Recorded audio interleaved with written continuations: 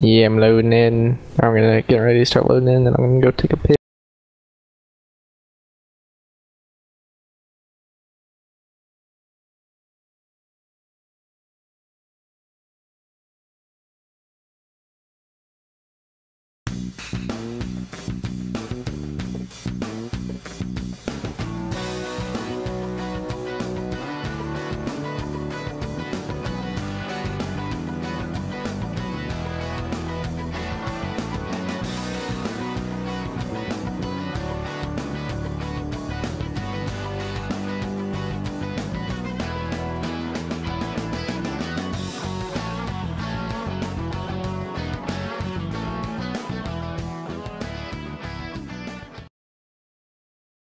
The following broadcast is a presentation of iRacing Motorsport and Simulations live on PTRTV. We'd like to thank all of our partners for their support. He may get the run on the outside, off of the back straightaway. 26 and Hallmark trying to go 3 wide, no one's with him. Talking and bobbing and weaving down the back straightaway, looking for a way around. The 5 machine trying to take a look underneath the 3 car. He's gonna dive in down to the bottom. A huge move down to the bottom of the racetrack. Back bumper. Can anything happen through the tri-oval? Walker Thomas to the inside. Here he comes to the outside. Side by side through the tri-oval. The 14. It's going to be a photo finish to the line. Who's going to get it? Walker Thomas. Machine coming out of turn number 4. Tiller looking to go 3 wide, almost 4 wide. He's going to try to look for a gap. Bobbing and weaving for the lead down through the tri-oval. Photo finish. 2 by 2. The 65 gets the win.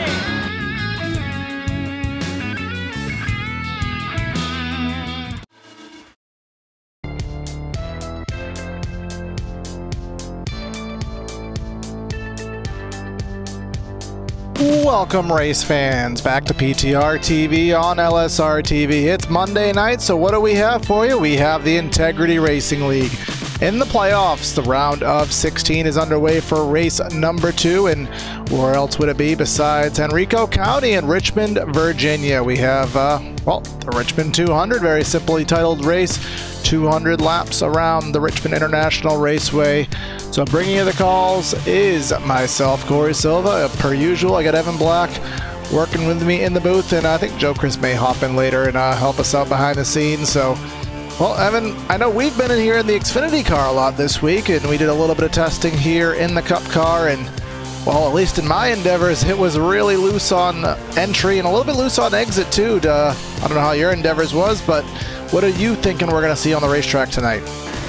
Well, Richmond Raceway, it's always a fun track to come to. Always puts on some good racing, and with these Cup cars, it's going to be pretty tough for these drivers out there. Like you said, it's going to be pretty loose for them on entry and exit, so it's going to be very interesting to see how these drivers do manage to take care of that, take care of their rear tires, and it's going to be fun to watch.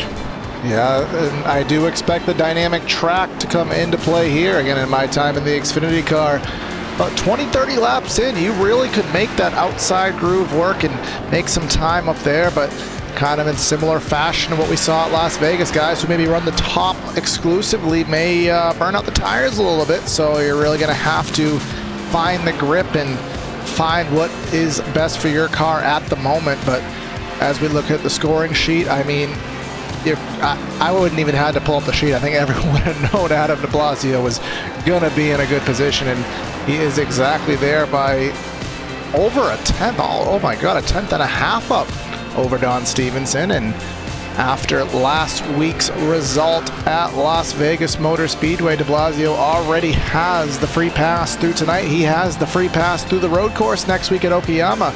So he's just out here for fun and trying to get, I believe it to be, and it is, he's looking for his 12th win of the season out of what will be 28 races.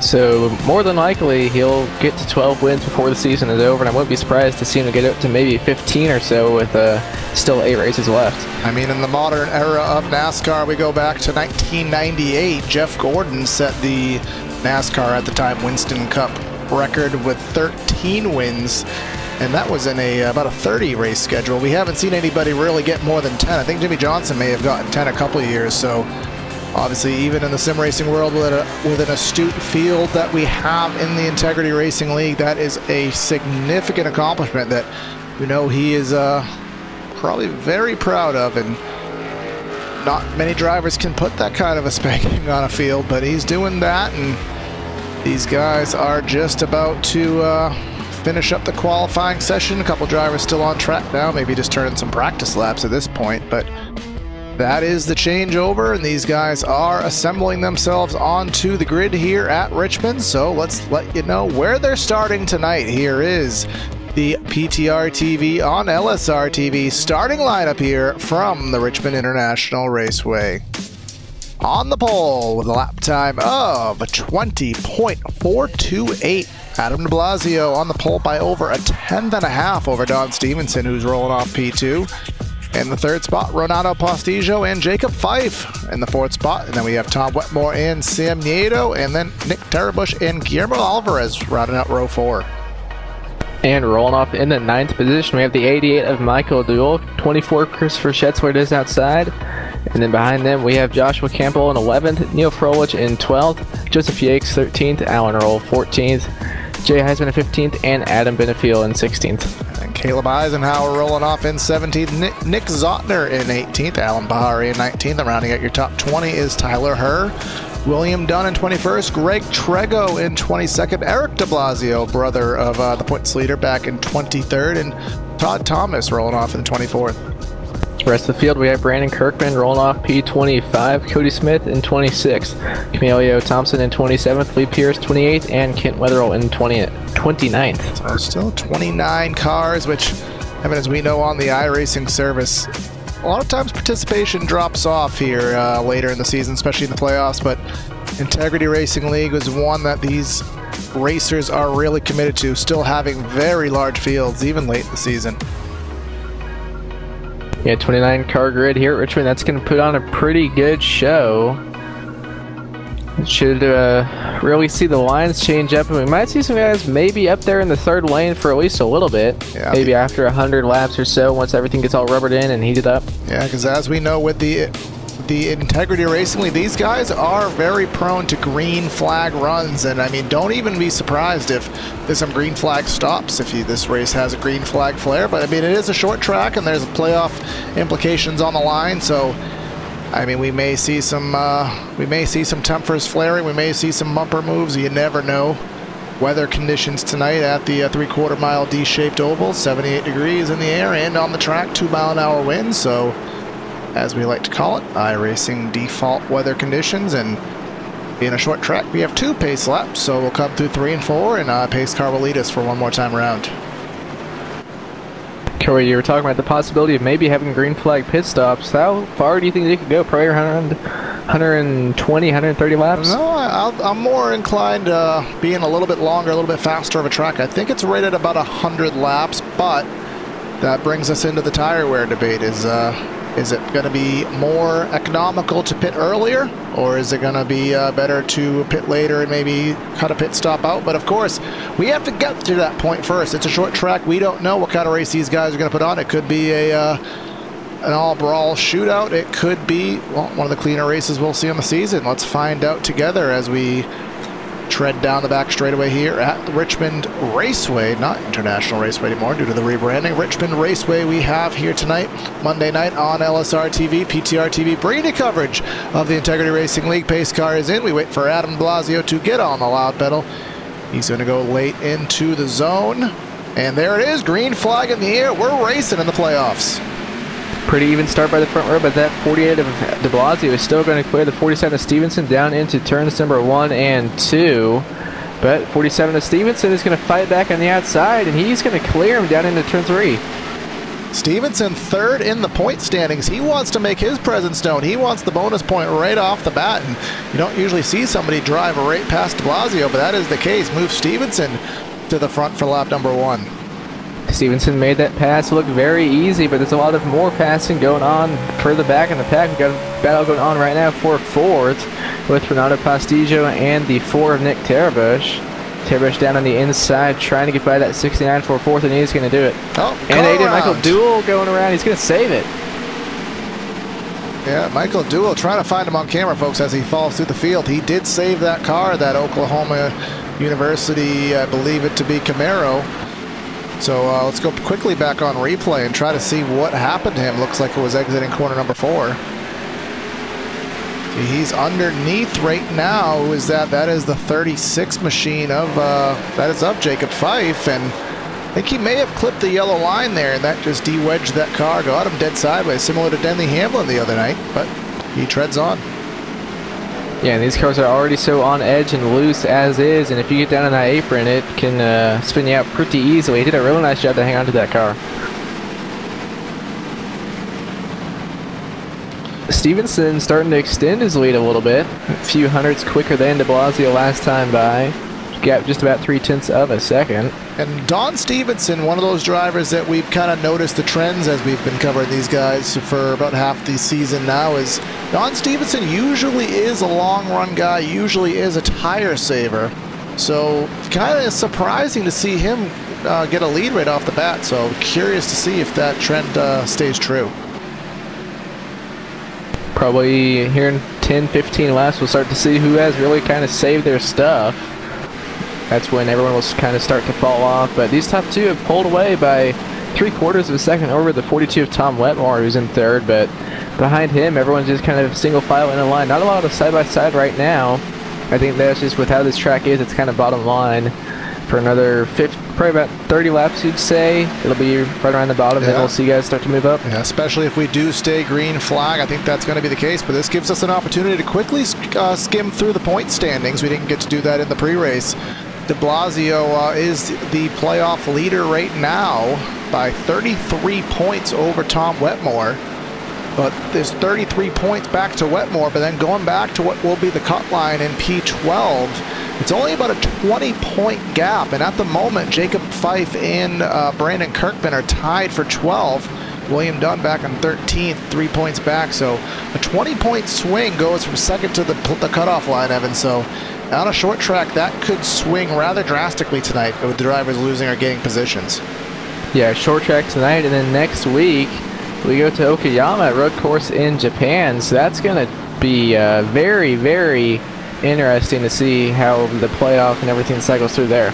Yeah, and we already talked last week in the post-race show. We talked to Don Stevenson, and well, I think he is the only one that has that race circled on his calendar. But what he did say was he didn't want to have to go to the road course expecting to win. He wanted to be pretty well cemented in the playoffs for the next round before that. And well, he's out to 3/4 of a second now, so I think he's trying to get that win tonight and just have fun next week. But as you said, Evan, these guys have singled out. It takes us back to about the mid-teens right now. We go to Adam Benefiel and Joseph Yakes for about 14th. They're 2x2 with almost 6 cars running side by side back there.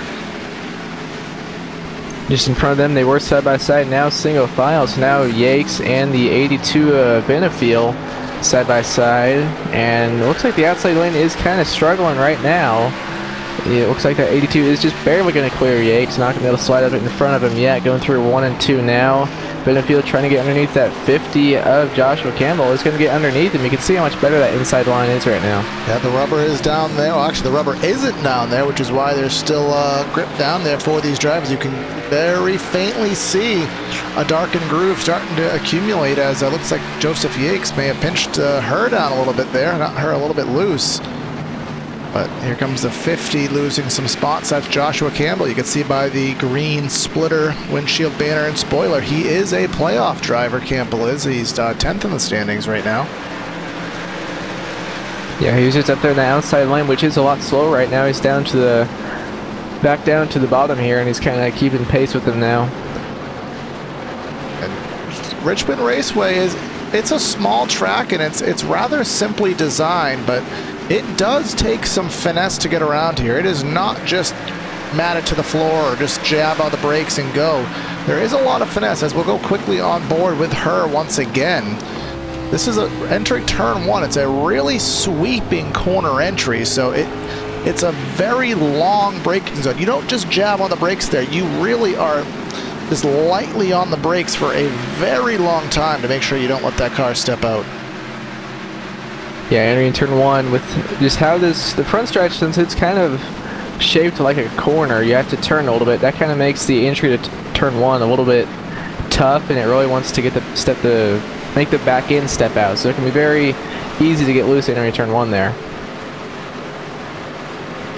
Yeah, and that's a problem you're going to see is these guys will really have to adjust their brake bias to make sure that as the fuel burns that they can keep that car stable on the braking zone. And you might see some drivers getting excited trying to make a pass and maybe overdoing it on the brakes and getting a little bit sideways. Turn 3 a little more straightforward, so you don't really have that problem. If anything, you may lock the brakes up because you feel like you can push a little bit harder than you may actually be able to. And another thing these drivers are going to have to watch out for as they get a little bit further along in this run, probably about 30 laps, is they might start getting a little bit of wheel spin on the front stretch since it is curved. And I know we saw a lot in the real race of drivers just getting loose on the front stretch, so we might have to watch out for that tonight.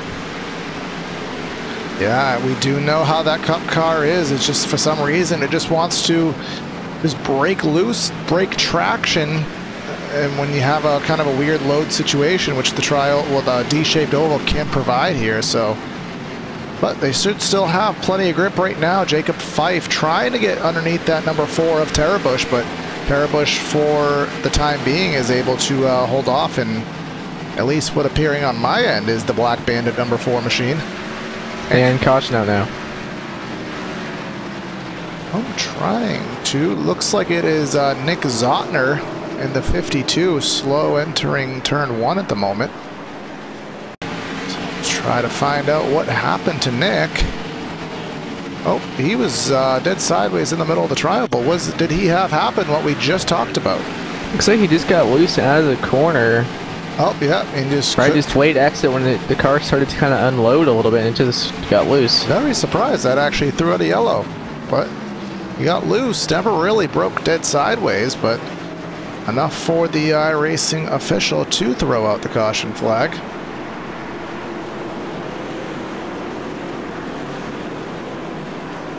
Here they come down pit lane.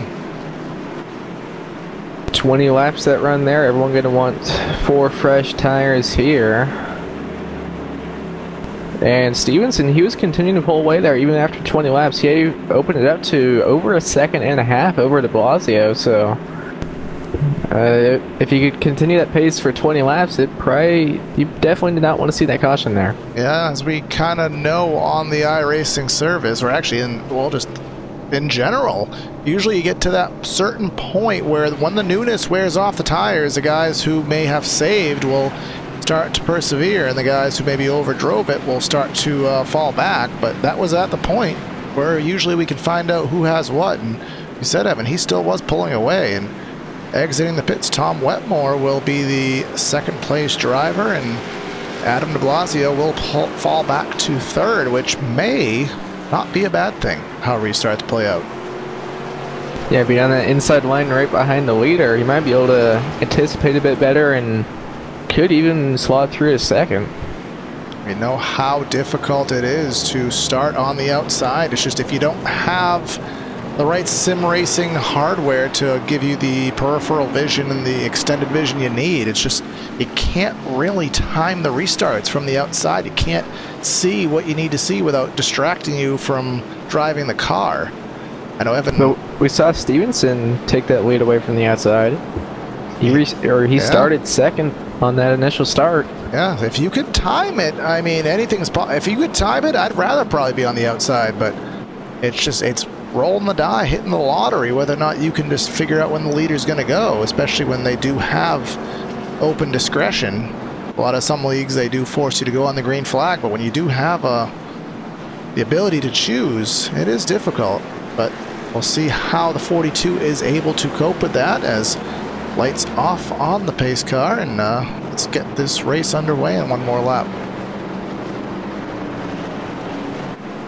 Stevenson going to be leading this field to the green here on lap 25. Going to be 175 to go when they take the green.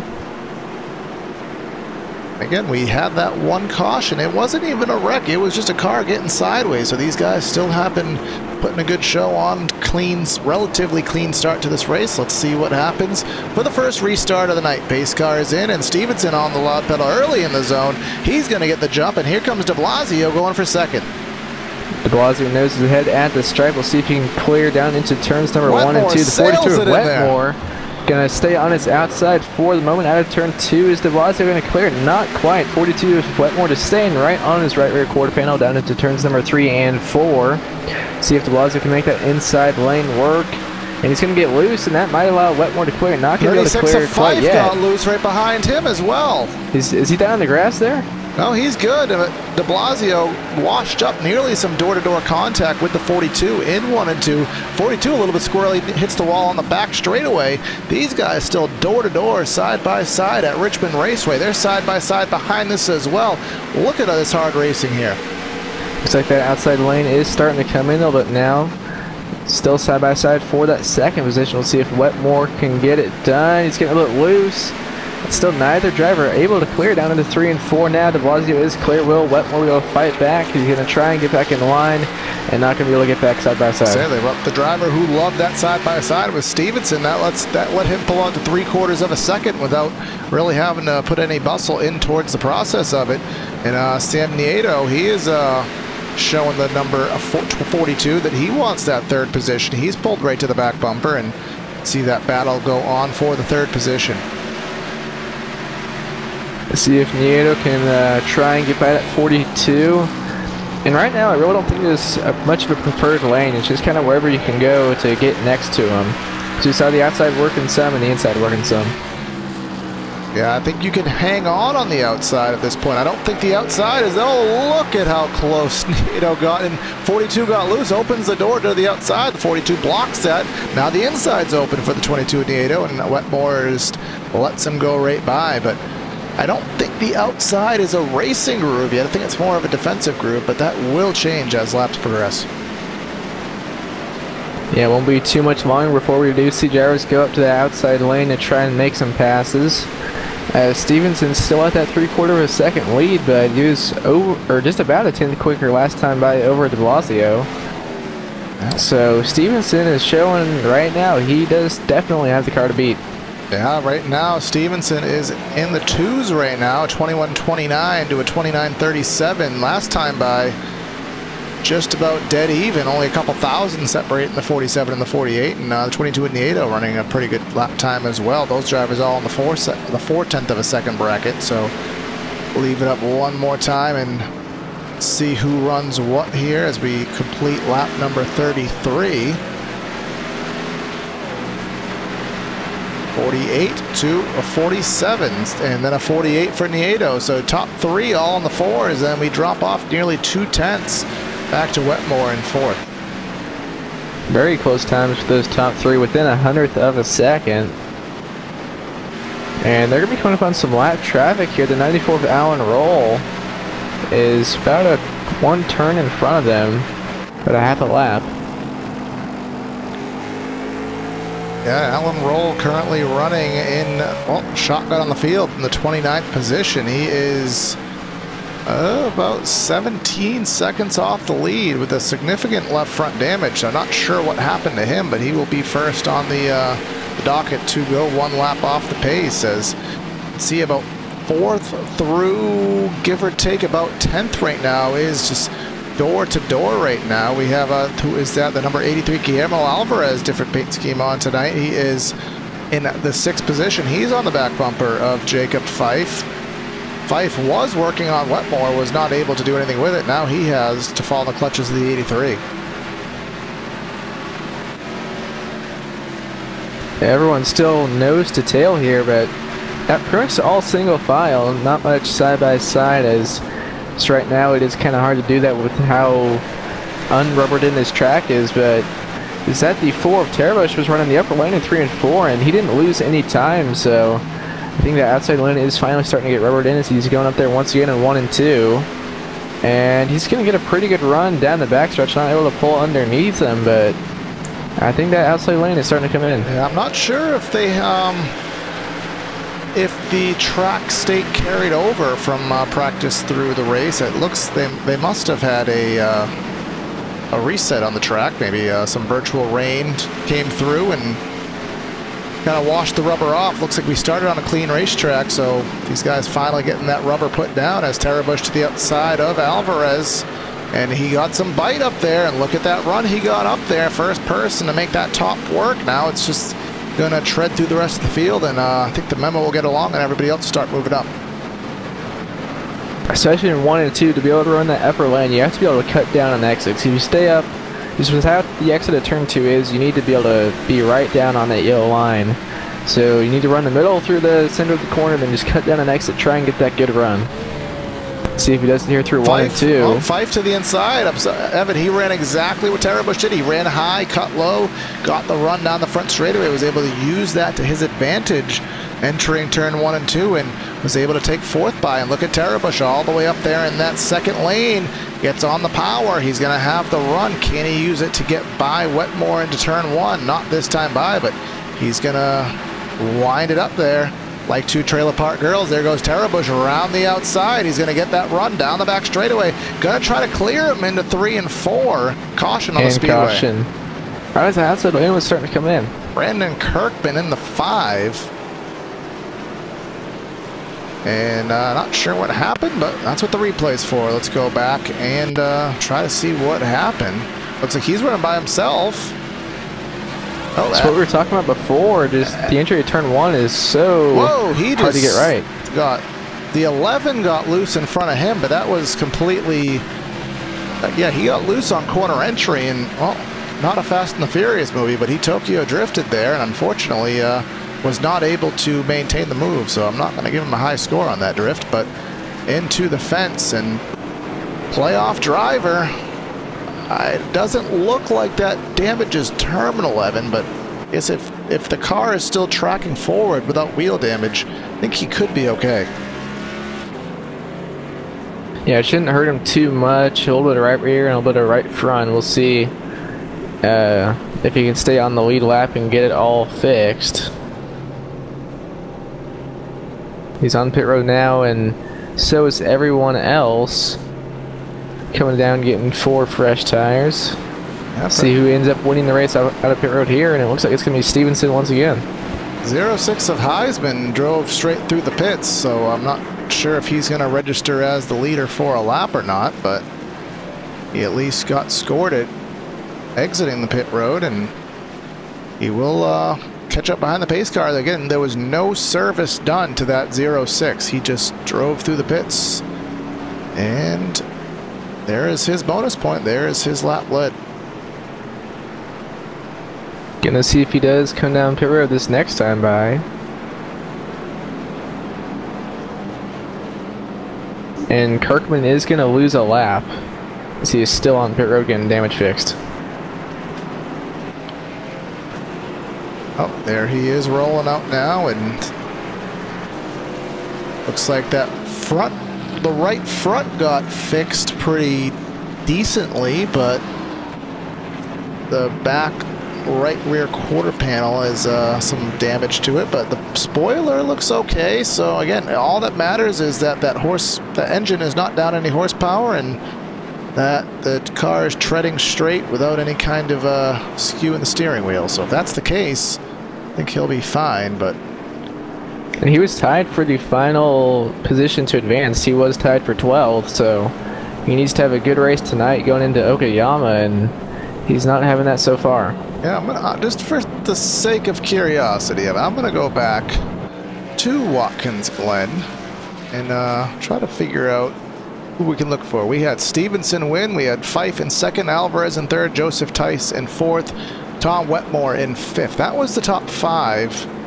And that's really not too much different than on any normal race weekend or weekday. And then going back to Sonoma, which I don't know if we covered that one, and I'm not quite positive if we did. We did. I don't remember it, but we did. Adam de Blasio, Don Stevenson, David Rattler, Colton Landis was a part-time drivers, but Alvarez and Jacob Fife in 9th. So it looks like, I mean, 2 guys that we're used to seeing up front row is really who we're going to expect up front next week. So the question's going to be is who else in the playoffs is going to step up their game and take that plane over to Japan and haul that car over there, turn some practice laps, because if you need to continue your time in the playoffs, you're going to have to get through the road course if you can't get it done here tonight. So We're down the back straightaway. Lights are off. Evan, get us going. Coming through turns number 3 and 4 now. Don Stevenson will be leading us back to the green once again. Adam de Blasio to his outside, and Stevenson is off. We're back underway here at Richmond, and de Blasio got a pretty good restart there. He's not going to have to worry about that 36 diving in down into turn 1. Or is he? I thought Fife may have sailed it in there a little bit deeper in that code red SS. Let it We got be. a wreck in turns number 1 and 2. Big wreck. Oh, some cars sideways, and I see the 18 machine. That's Cody Smith. He's already parked it behind the wall, but see what happened there. That started with Nick Tarabush in the 4. Tarabush gets passed by Schutzler to the inside. Tyler Herr behind him. Alvarez behind him. Looks like Herr was right on the back bumper, but Tarabush he dove it in too deep. He got loose, and he right hooked it, and there goes the 17, and then the 18, 28, 78, 87 Yakes, all because of getting on the brakes a little bit too hard, losing the back end, and third caution of the night. So while we had that rapid fire caution, we are going to step aside for a brief side-by-side as nobody's really down pit road. So we'll be back with you for the restart, so please stay with us.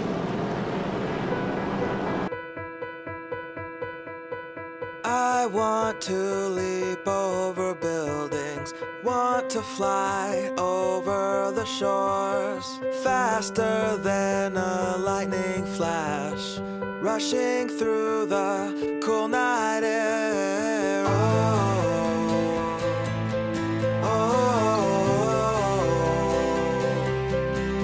So start ignition, count to 0. I just wanna be a superhero. Hey, what's up, guys? Scott Speed here at the iRacing headquarters. Some exciting news about the upcoming Rallycross World Championship. They've got a wild card entry, and yours truly is going to get that spot. See you guys out on the track.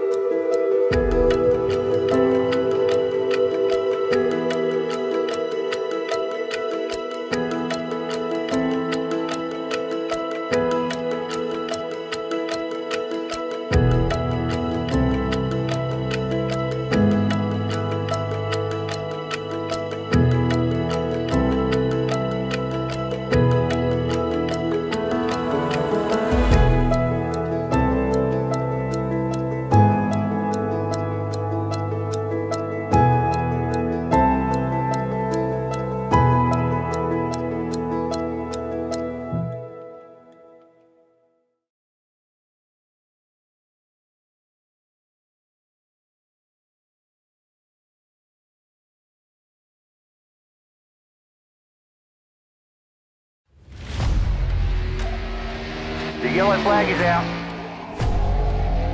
Pit road is now open. Keep your eye on those gauges. We'll give you 4 tyres. 3.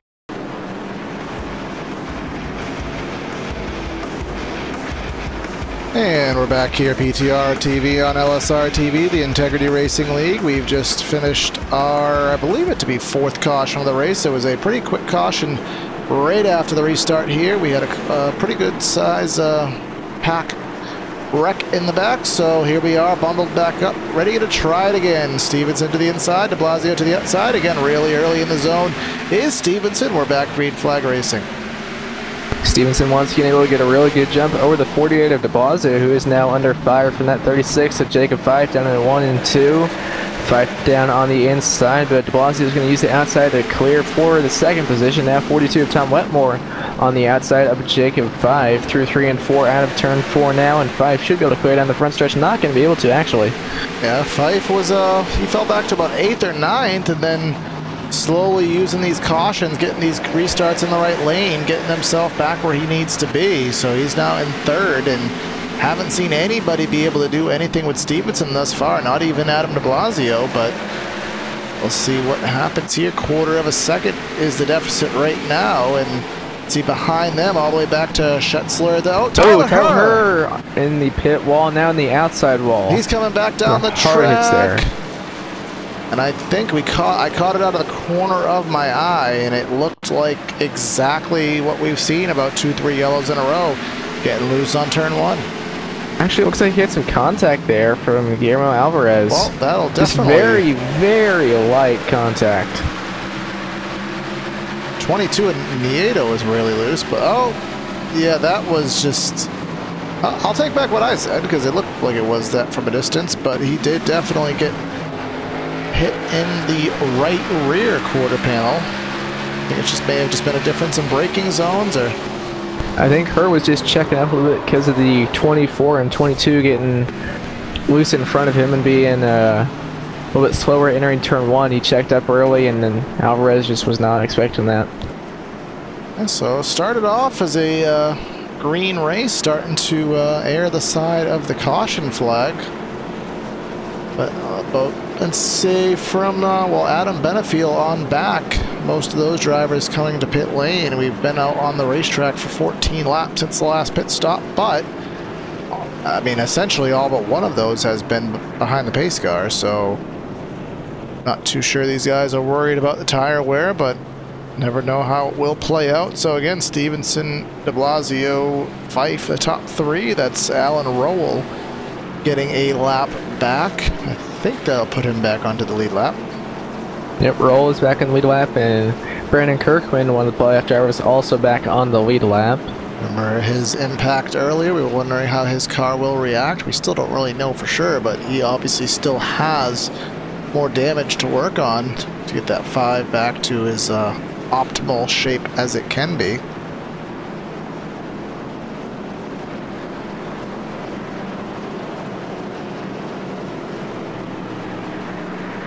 So again, we have been alluding to all race, and really even since last week, these guys really want to have good runs here tonight. Nobody, I mean, they have done some test races at Okayama, and for those not really familiar with the road course side of iRacing, or just worldwide racing in general, Okayama, it's not a difficult track, at least compared to some other ones that we're aware of, like Nürburgring and Spa, other tracks like that. It is a track that could very well support stock cars, but it's just such an unknown, as nobody really has done it outside of a practice, that these guys really don't know what to expect with a full field out there. That track, I think, is just kind of overlooked. So it's a good track, and it'll be really fun to see these stock cars try and tackle it next week, because I've never seen a stock car at that track. It's just not something you would think to try, but props to these league admins for thinking of that track, and I think it'll put on a really good show. Yeah, for those who do join iRacing right off the bat, it is a free piece of content that is included with your subscription, and if you do choose to run the road racing side of iRacing to get your feet wet into the service, maybe that's your discipline that you prefer to run over ovals, then you'll run a lot of it with the Mazda MX-5, and you'll progress into maybe the Skip Barber Formula Renault. It is a relatively popular track, being a free piece of content. So again, stock cars there next week. If you're not a road course racer, you got to get your position done right now for the playoffs to get yourself into the round of 12. So we're going to try it again. We've been on a little bit of a caution rant. Hopefully this time we can break that and get some green flag run going. The outside groove is starting to show itself as the inside starts to heat up and rubber in, so we should start seeing some really good racing once we get going. Coming through 3 and 4 now. We'll see if de Blasio can get a bit of a better jump this time. He didn't get going very well last time. We'll see out of turn 4 now, and Stevenson's going, and de Blasio did get going better there. Yeah, he did. I think he's realized that Stevenson's going really early in the box and using that to predict where he needs to go, and Fife is not laying down easy for P2. He was in third on the restart trying to take second away, but de Blasio is going to sail it on in there into 3, and he'll use that to clear. So move de Blasio, well, he holds P2, and Fife in third, and Wetmore and Nieto still going for fourth. Wetmore on the outside through 1 and 2, trying to make it work, and looks like that 22 of Nieto is using that bottom line to his advantage, and Wetmore is just going to let him go. Now Alvarez and Schetzler trying to get by that 42 as Alvarez now clears the 24. Going to try and get by that 42 of Wetmore now. Yeah, Alvarez slowly trying to work his way through the field. Another driver who's trying to work his way through the field is the number 11. That's Eric de Blasio. He was all the way back there in the 20s, I believe. 23rd position he started. He's now in the top 10 trying to battle with these top 10 guys right behind Schetzler. Then we have Adam Benefiel, and haven't talked about him all night, Caleb Eisenhower, who did not have a good race last week at Las Vegas. So he really needs to bounce back tonight with a good run, because he is actually out of the round of 12 right now. He's behind the cut line. But he's only, it looks like, about 3 points off of that cut line, so he could pretty easily make that up. And with Kirkman having issues, it'll be even easier for him.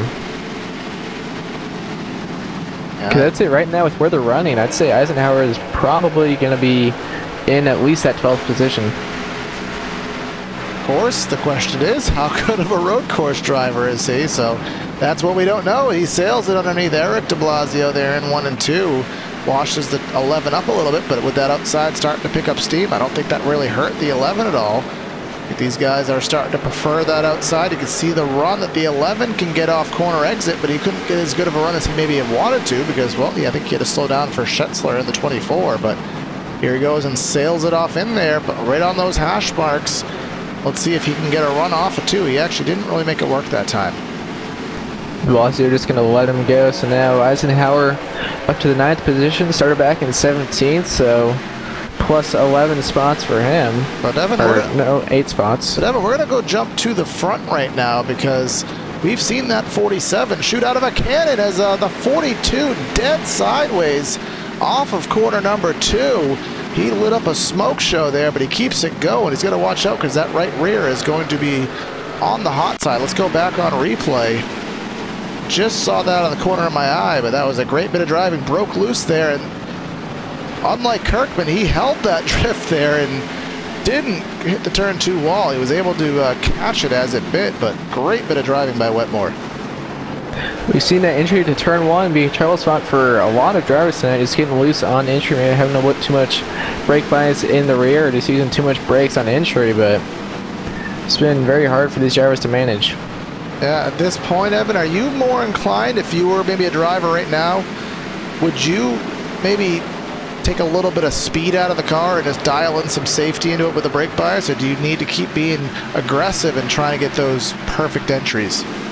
It depends on where you're at on track. If you're up there in the top 5, you can probably just ride right now, put a little more brake bias up to the front, but if you're outside the top 5, you're going to want to get as many spots as you can. So you are going to need to keep that brake bias a little further back just so it'll rotate through the center and on entry, and just hope it doesn't rotate too much. Yeah, it just takes, even just driving into the brake zone about 10 feet too much. That could be all it is, just that little bit of extra pressure you don't even realize that you're doing, but that could be what gets you sideways. But what I was saying before all that happened was that Adam de Blasio is really hanging with Stevenson better than he has been. Last time by, he was slower, but only by about half a tenth, so. But the fastest guy on track was the 82 of Benefiel by over a tenth quicker than Stevenson. Yeah, but he unfortunately has 2 seconds to make up, but if that trend continues, I mean, We'll see. We have to get as somebody's slow. That is Eric de Blasio. He's slow on the front straightaway. A bunch of guys going by to the outside. Maybe I'm not sure if he got loose or not, but he drops back to 13th. William Dunn behind him, but yeah, de Blasio just got really loose entering 3. Eric de Blasio, that is, and about spun out through the center of 3 and 4, and then he about hit the pit barrels, but kept it going straight and did lose quite a few spots though. Now he's trying to get them back as he tries to dive it, but cautiously underneath the 43. He didn't sail it off in there, but he did take a look, and 43 will hang on to the position for now, as we do have a battle.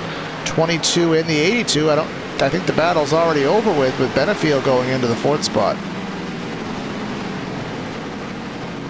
Benefield has been a lot faster than anyone, over about a 10th or a 10th and a half quicker than anyone, including the leader. So he's on a mission right now, and what do you say it was, about 2 seconds, Corey? Now it's down to under a second and a half. Yeah, we are. Oh, remember, Evan, he did, although that everybody else has been, everyone stayed out, most everyone in the last caution. A couple drivers pitted. Although those laps were mainly yellow flag laps, they may have amounted to something, because Benefield does have 14 lap fresher tires than everybody else. That is true, and he was almost 0.2 of a second quicker than Stevenson.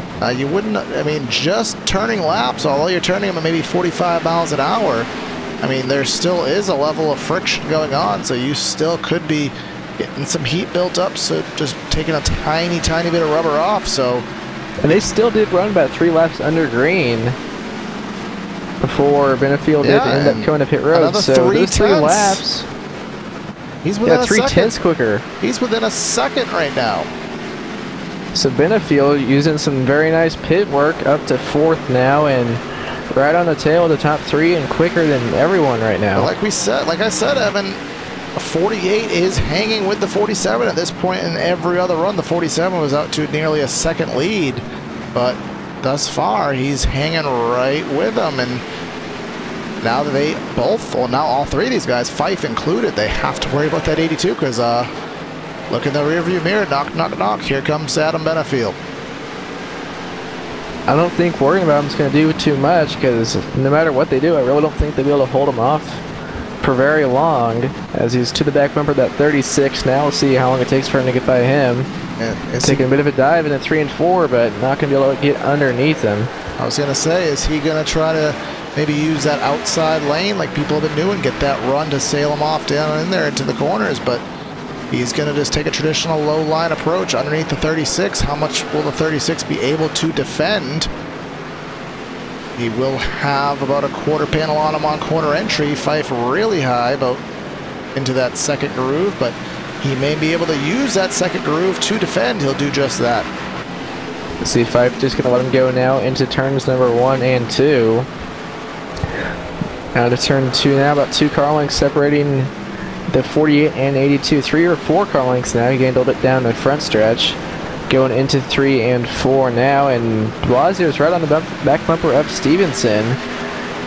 Wonder if de Blasio's just looking in his mirror and wanting to turn that wick up a little bit to try and keep by that 47, so he has a car between him and the 82 of Benefield. Yeah, that, maybe the tires they're just not working for the 47. Maybe he's just not adjusting to the track conditions.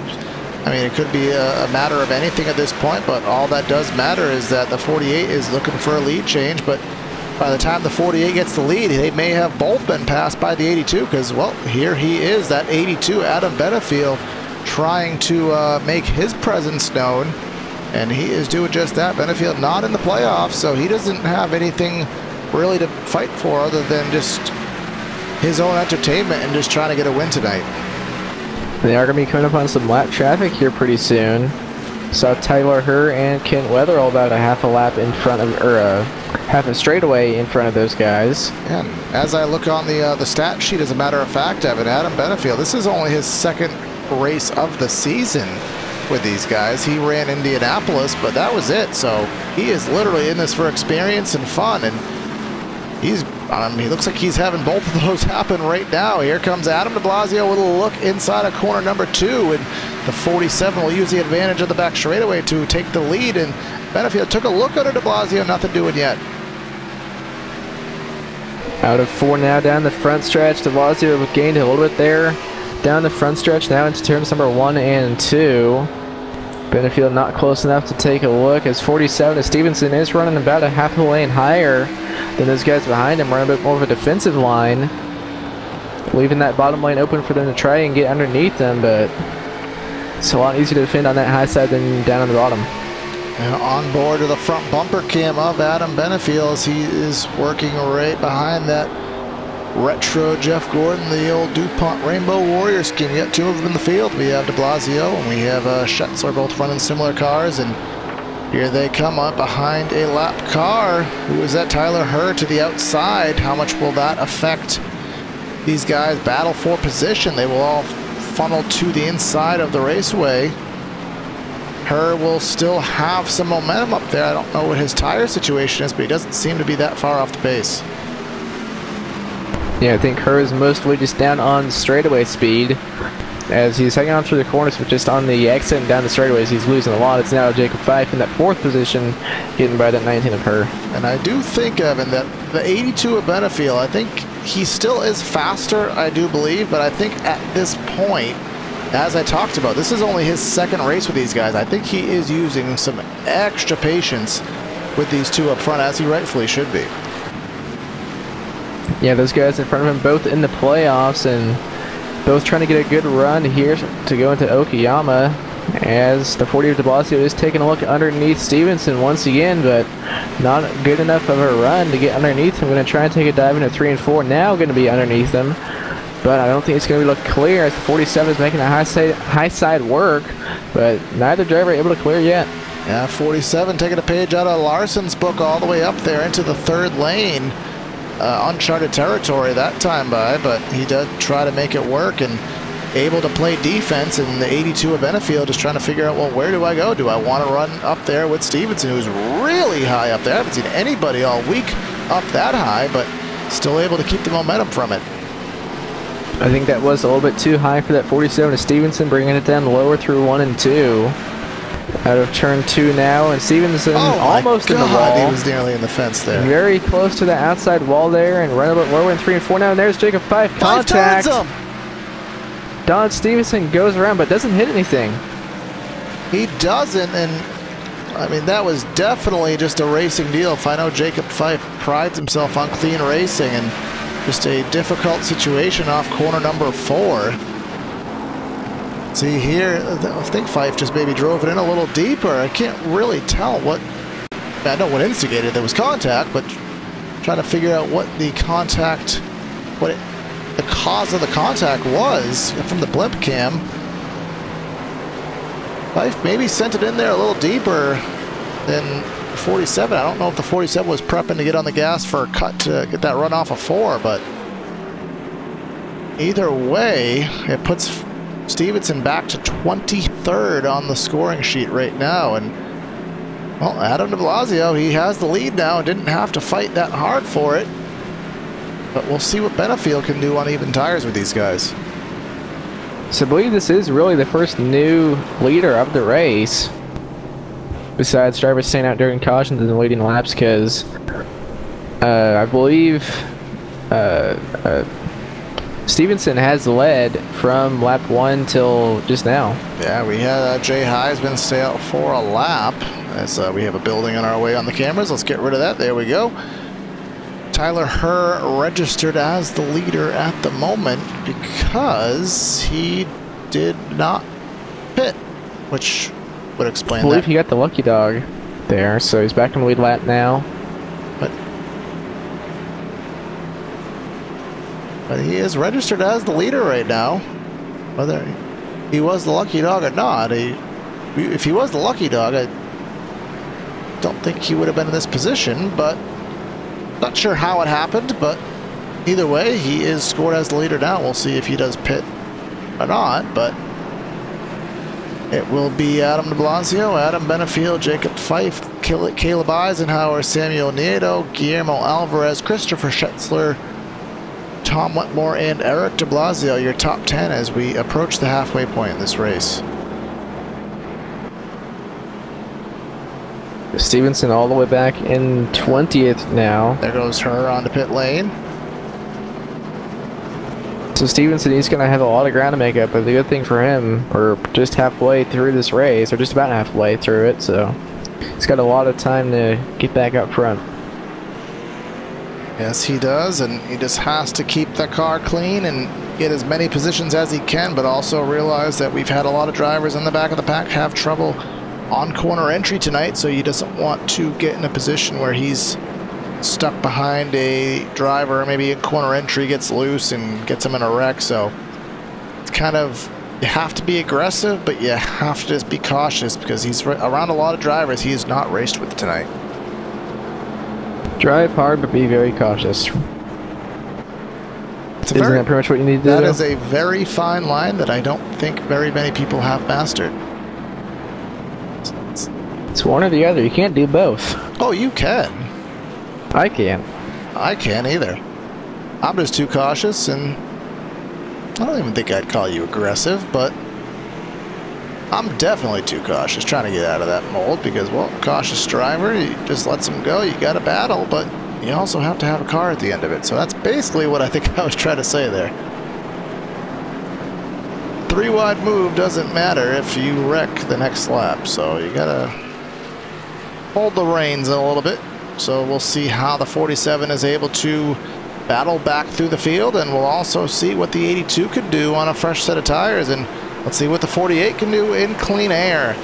Coming through 3 and 4, getting ready to get this race underway as we will complete halfway when they cross the stripe. There goes the 48 on the gas, and we're back racing. 82 should be able to clear for second. Yes, he does.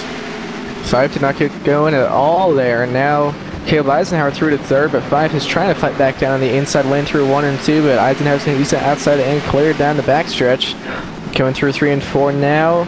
Top 4, top 5, all single file. And best track position that Eisenhower has had all night. Started back there in the, well, I forget where he started, but it was not very good. He hasn't been running up there all day, but he's now in the top 3. So what can he do now that he's up there? The 82 with a big wiggle. Here comes Eisenhower to the outside, entering 3. Can Eisenhower get the grip up there? I don't think he will on the new tires, but he is going to prove me wrong as he got the jets on there off of 4.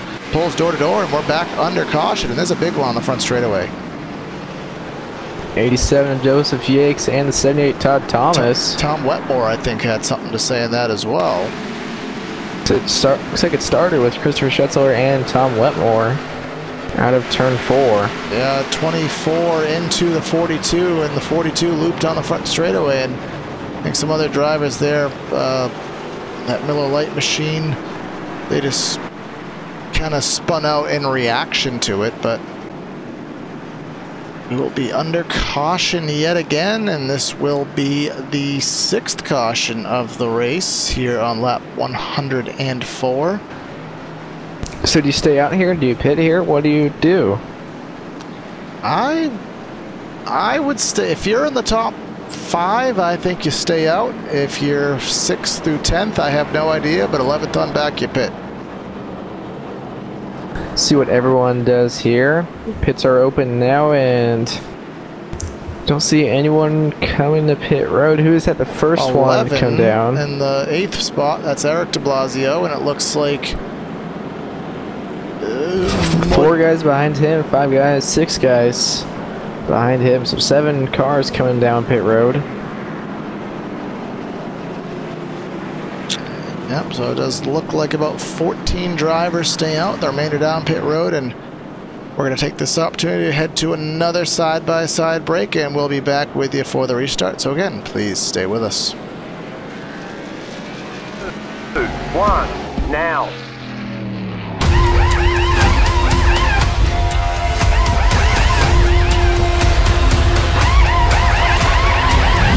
We're done. Get going.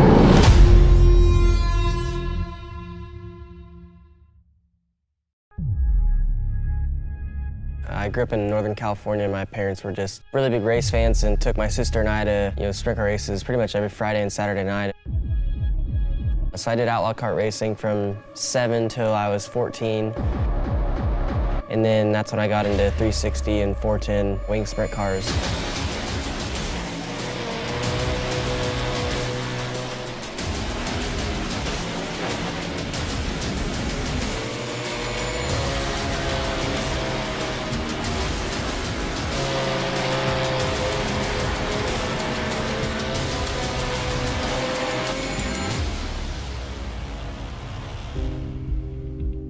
There's just something about dirt racing that's just, you can't get anywhere else. I enjoy going back to race them whenever I can. I get to run, you know, about 20 to 25 dirt races a year and try and, you know, put on a show every time I'm there.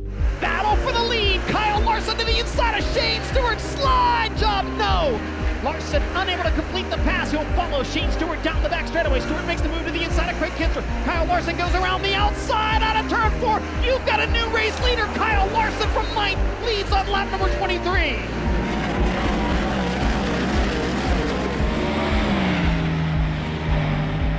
I'm probably just a little more relaxed, I guess, at the dirt track just because it's for fun. Where the NASCAR stuff, you know, it's points racing and a lot bigger sponsors and stuff you have to please and all that. You're there for 3 days a week, so your approach is a little bit different there. Where sprint cars, you're there for 5 or 6 hours and moving on to the next racetrack.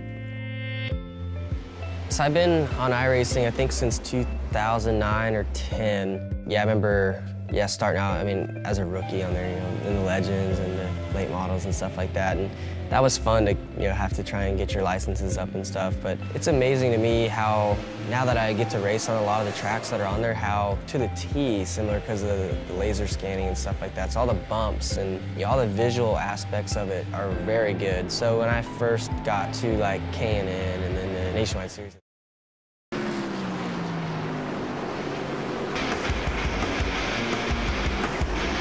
Back here, Richmond International Raceway, PTRTV on LSRTV for the Integrity Racing League. Back after, I believe it was the 6th caution of the race. Getting ready through 3 and 4, Evan, for another restart.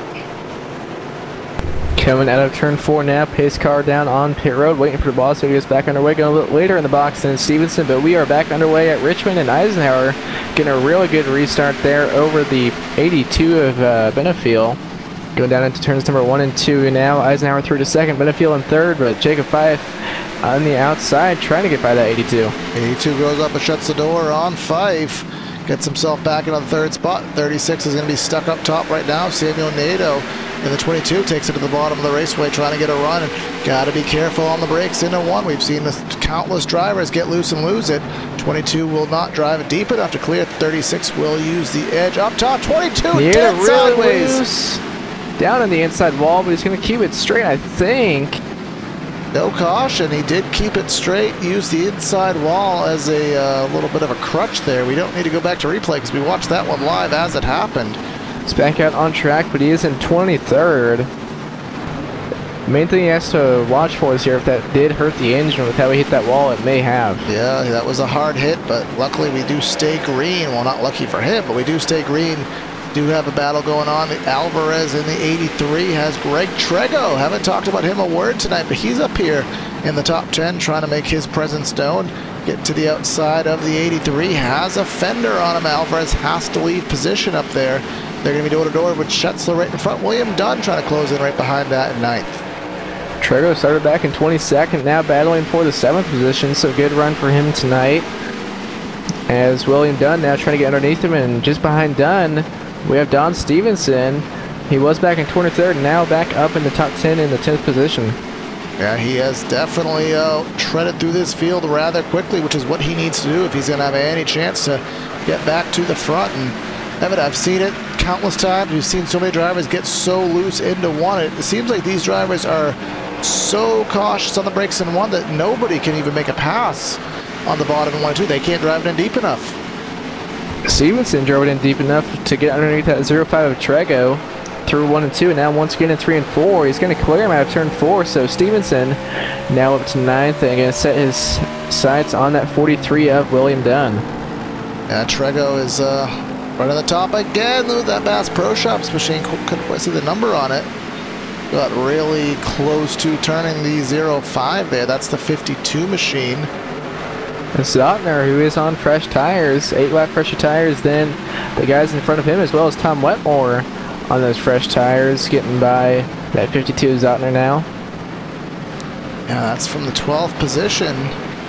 So Zotner is heading the wrong way at the moment, even though he does have those fresher tires, but heading back to the front of the field, and Adam de Blasio is out by about 0.6 of a second over Eisenhower. Adam Benefiel is about a car length or two, and huge wiggle from Benefield, so that car length or two he was just behind is now about 3 or 4.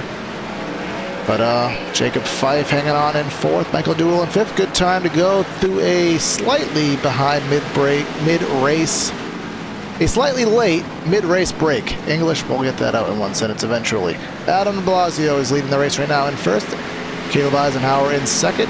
Adam Benefield in 3rd. Jacob Fife's running in 4th. Michael Dewell in the top 5 has recovered from an early incident.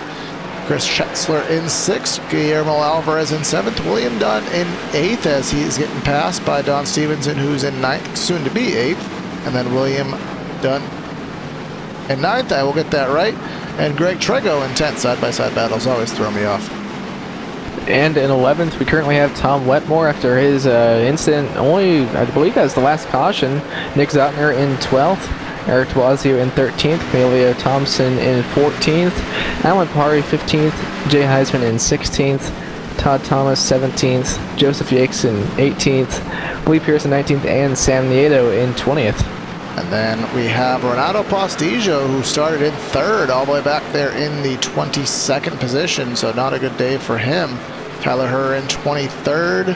Kent Wetherill in 24th, and last on the lead lap is Brandon Kirkman in that heavily damaged number 5 machine. We have Joshua Campbell, only car 1 lap down in 26th. Neil Froelich turning laps 27th, 10 laps down. And then Nick Terabush and Cody Smith have taken him behind the wall. Only 2 cars behind the wall in a short track race, I think is pretty good.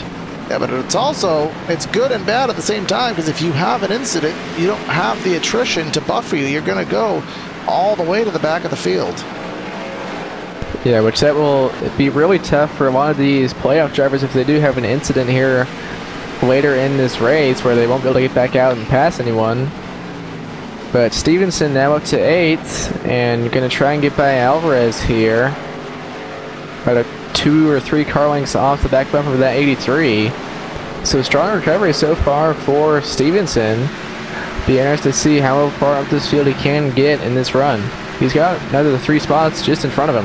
Yeah, he's 4 seconds off the lead now, and Michael Dewell is 3.3 back, so those were the spots that you were referring to, Evan. So he, with relative, I don't want to say ease, but there's a very good chance he can get up to 5th, and I think he's going to need the benefit of a caution to get any further than that, but still have 75 laps to go, so that caution very well could happen. And fastest car on the track last time by was Adam Benefield by just about a full 10th over de Blasio. 28 laps into this run, so I'm guessing Benefield just has saved his tires a little better.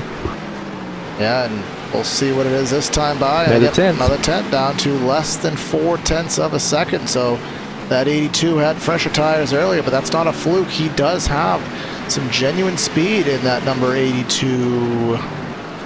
What is the sponsor on that? I can't quite see it from a distance. I can't design. Well, the car looks pretty good, so I don't think that sponsor is a little bit inaccurate, but that number 82 I Can't Design Camaro is right to the back bumper. That what was a 4/10 of a second deficit is now about 2 feet. So it looks like Benefield is way better on the long runs here, so I guess that's kind of benefiting him. Oh, God. I had to do it, Corey. Sorry. Yeah, I know.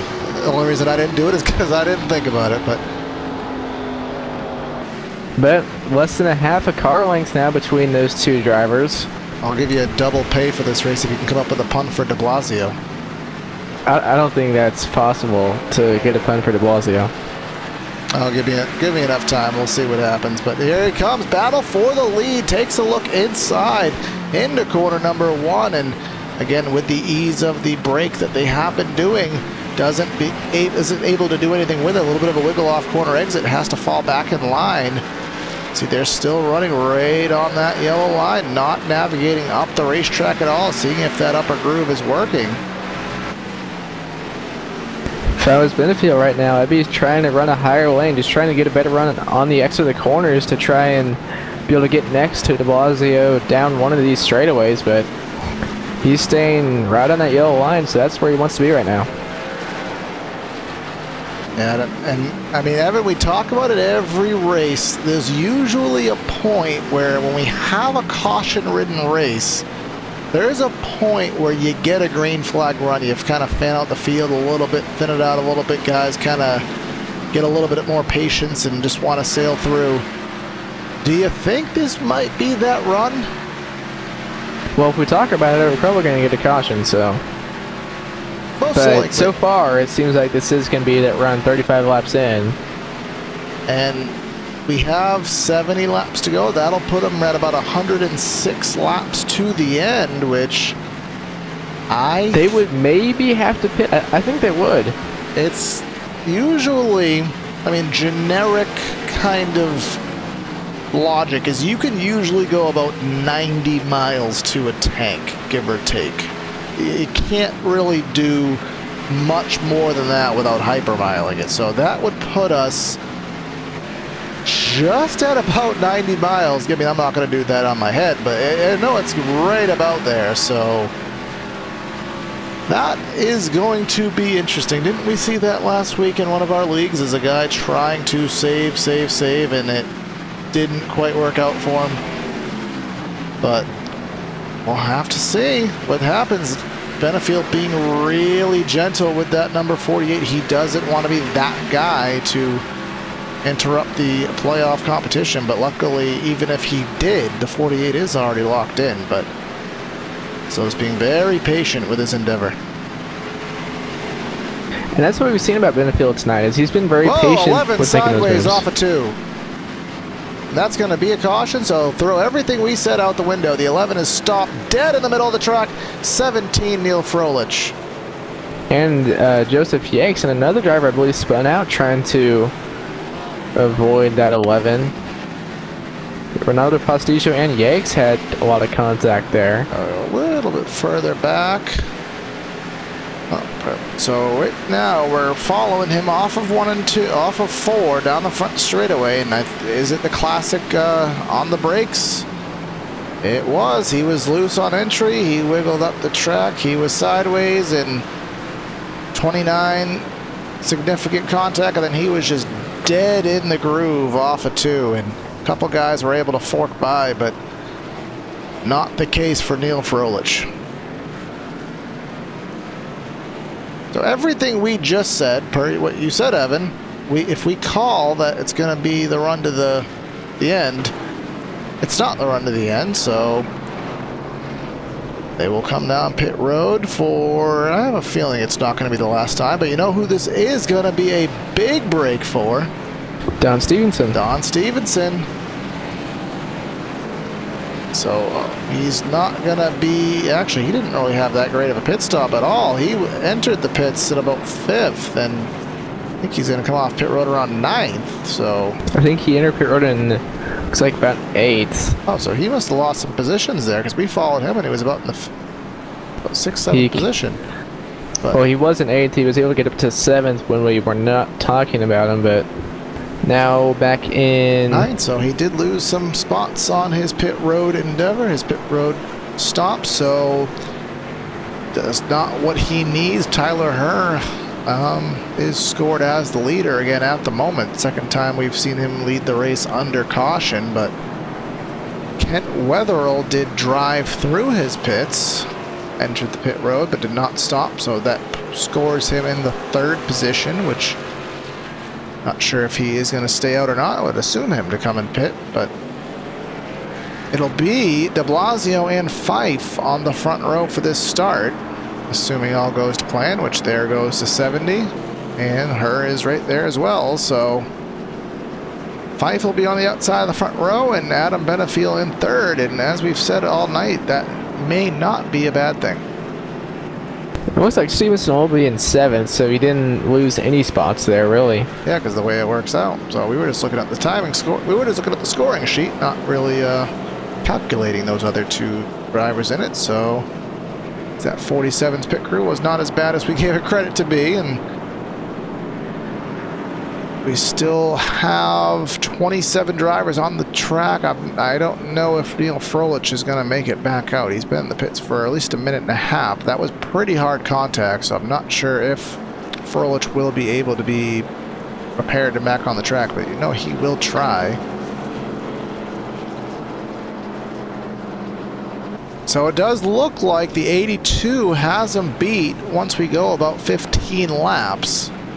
But how many cautions are we going to have? And is that long run speed going to have time to come into effect? And it does look like the 48 is going to go and take the outside. First time that's happened tonight. It'll be interesting to see how this does end up working out for him. As long as he can get a good enough jump as he has been all night, he should be able to clear that 36 before they even get to the start finish. It is going to be easier for Fife to stay with him on the inside, because he's going to have a little bit more, be a little easier for him to see it in his windshield rather than having to look to the side. So this may benefit the 36, but it's all about the timing, and the pace car is in, and well, Fife didn't get that timing, so he's going to be door to door with the number 51 of Eisenhower, as de Blasio out there to 3 car lengths already. And the 36 of 5 getting loose. Oh, no. And he's going to go around. He saved it somehow. Will he contact with the 82 of Benefield? 82.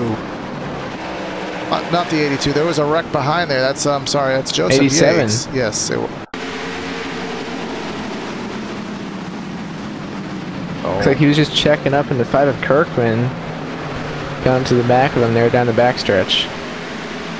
Yeah, the 5 of Kirkman, but I do want to go and take a look at that bit of driving by the 36, because that was a hell of a save. See, he just ran at the bottom in 1 and 2. He got right on the apron, yellow tires. Left side's on the yellow line. That got him loose and dead sideways, but that reaction went all the way through the field. And Benefield's going to be coming down pit road. He thinks he has enough damage where he needs to get that fixed. Yeah. And Corey, look who's up in 4th after all that chaos in that restart. Mr. Don Stevenson. While everyone was getting stacked up from that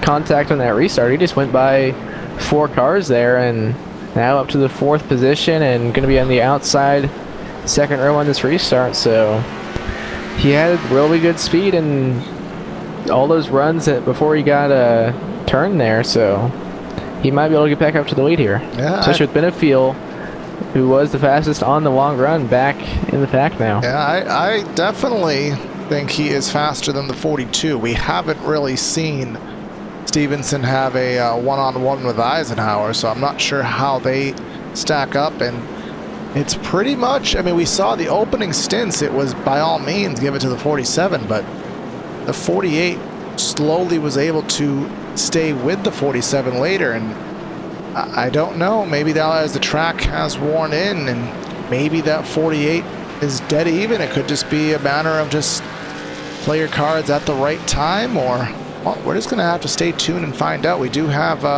Guillermo Alvarez has gotten himself in the top 5 as well. Not sure he has enough to compete, but he's definitely going to do his best. We have de Blasio, Eisenhower, Wetmore, Stevenson, and Alvarez the top 5. William Dunn, Michael Duell, Christopher Schatzer, Jacob Fife, and Greg Trego the top 10, as we have 45 to go and presumably getting 1 to go this time by. 45 to go. 55 to go. There you go. And then we didn't get 1 to go, so I just failed on all accounts right there.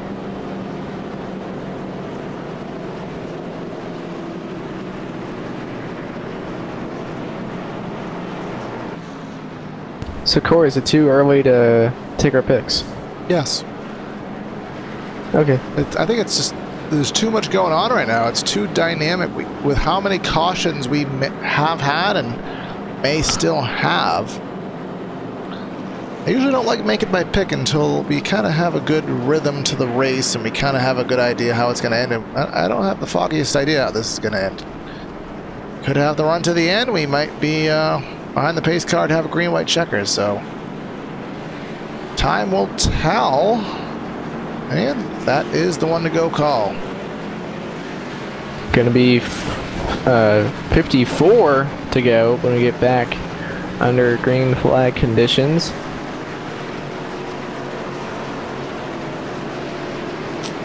Yeah, and Eisenhower, we'll see how he can time the restart, and Stevenson will definitely be ready to pounce to try to gain these positions back and take a stab at the lead before the 48 is potentially able to scoot away into clean air. So keep an eye on that. And what can Wetmore do from the inside of row number 2? Here we go, through 3 and 4 yet again. Pace car again making out of the hard left turn to pit road. It's done that quite a lot tonight. A little bit of a check up and go game right there, but the 48 able to get away. Wetmore is going to try to take second through that if he can sail it off into 1 and 2. Wetmore not quite going to be able to clear that 51 out of turn 2, and now the 51 of Eisenhower is going to be able to clear him for second. Now Eisenhower going to try and get by that 48 out of de Blasio as they're still side by side for third. Wetmore going to clear the 47 of Stevenson for that spot. So now Don Stevenson going to have to get by 3 more cars here to get back up to the lead. Yeah, we have not seen Eisenhower in a position to go for the lead all night. This is the first time, so what is going to happen, we don't know. So can he make something happen? He's trying a little bit higher of a line, a little bit of a wiggle there off of 4. You don't want to see that on a relatively new run. But still the gap about 3/10 as he goes all the way to the top of the racetrack. Doesn't get the cut off of 2 as Wetmore a little bit sideways. And we have a side-by-side battle with Dunn and Alvarez. Alvarez down there on the bottom in that 83 Pepsi car, and the 43 of William Dunn in that number 43 STP car from the outside lane going down into turns number 1 and 2. See if Alvarez looks like he's going to clear that 43 just barely, but the 43 of Dunn got a good run out of 2 and back to his quarter panel. Coming through 3 and 4 once again, and Alvarez is going to clear him now. William Dunn back to the 6th position. 88 got really loose. 88's in the fence, and he's climbing the fence there. 82 to the inside is loose. Everyone's going to have to funnel through, and they do so successfully. Let's go back and see what happened to Duel. See, he's off of 4, and I think he may have expected a lane to be up there, and it closed on him, so he just had an interesting reaction and into the fence, and he did make contact with, I think that was the 52 machine, so, but we do stay green. Top 4 kind of getting away from everyone else. Don and Alvarez still running side by side for that 5th position. Don Stevenson is in 4th, about 2/10 off the back bumper of Wetmore as he's trying to gain on that, but these guys still duking at it. Don gets a little bit of an advantage off of 2, but that outside is working in, and 83 is going to get the run up top and is going to be able to stay side by side. See if that 43 can finally clear. I think he is a little bit faster, and I believe he is clear now, but Alvarez is going to get the run from the high side and pull back even with him. See here through 3 and 4 if he can make that outside of the lane work like he has been for most of this race, and it's not going to be able to clear, but he is starting to pull ahead a little bit. Amazing side-by-side action that this Richmond Raceway is providing. 43 cleared on entry, but the 83 got the run through the center and off, and here comes the 24 sideways on the back straightaway. He no one's hit him yet, but caution does fly. Good job by him to straighten it back out, and he was kind of stopped in the racing groove, but good job by everyone else to not get into him there. Schetzler running behind that side-by-side battle, and a little bit too hard on the power, and very seldom do you bank a right in the middle of a straightaway and not get hit, but he was able to avoid every other driver and get under caution here with it'll be about 40 to go approximately when we get going once again, but do expect pit stops, and of course there they are.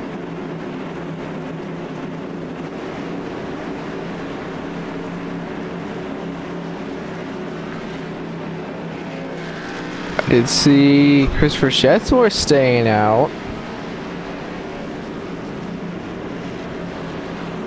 As well as Tyler Herr staying out. I wonder. No. Schetzler might be able to stay out. He's got about 20 laps on his tires. He just heated those tires up pretty bad. But one thing I do want to watch is the battle off pit road. I want to see Stevenson with 2 tire call. I don't know how that's going to work, but I'm not too confident in that move, but he felt he needed to make it. He's going to be the first off of pit road. I think it was 20 laps on that set of tires, so as free as these cars are, as we do know with two tire calls, they do tend to loosen the car up. So saw a lot of these guys getting loose. So that 47, I hope he's going to be on the wheel, because he's going to have a battle on his hands. And 24, we saw him. He was the cause of the caution. He was dead sideways there on the back straightaway with his looseness off of 2. He's, for the moment, staying out. We kind of expected him to pit. He stayed out for a lap on each yellow, but so far remains on the racetrack. and he's got less tires, or less laps on his tires. But still, with that damage, he's been a lot slower than everyone else because of that engine damage. Let's see if he does come down pit road here. Looks like he will, but Schetzler gonna stay out. And with Schetzler, it's not even so much that he's on older tires, but when you get a tire, when you spin out, you really put some serious heat into those tires, and they heat up rather quickly, but they don't cool off at that same rate. So it does take them a lot longer to get cooler. So I would assume that... But with this caution pace, it might help bring them down. But it is also another heat cycle at the same time, which we know it's never the same the longer you're out there. So, again, speaking of having to be on your game, that 24 is going to need to be fully attentive on this restart. And then the 47, who has those only 2 fresh tires. So road 2, if you're in road 2 right now, de Blasio and Wetmore, how are you feeling knowing what's in front of you right now? I think the main concern for wheel spin is going to be off that 24 Schetzler. See what lane he does choose here. Looks like he's going to take the outside lane. And I don't think Stevenson's going to be too bad on the wheel spin compared to if he had 4 fresh tires, but with Schetzler, he's going to get quite a bit of wheel spin here, I think, on this restart.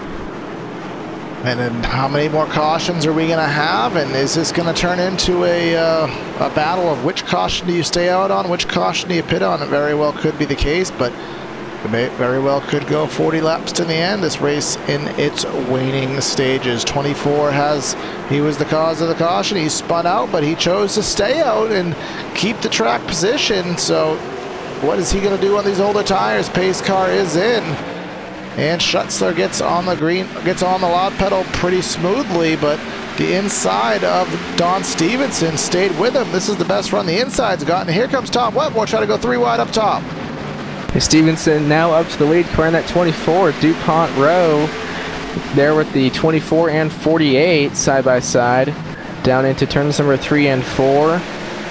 We'll see if that 48 can clear him. He should be able to on those 20 lap fresher tires.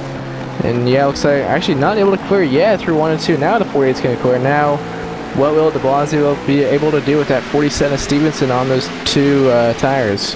Yeah, that's going to be what we're going to have to find out. We have an SS versus a Camaro right now, 1 and 2. Wetmore will shut the door as he passes the number 24.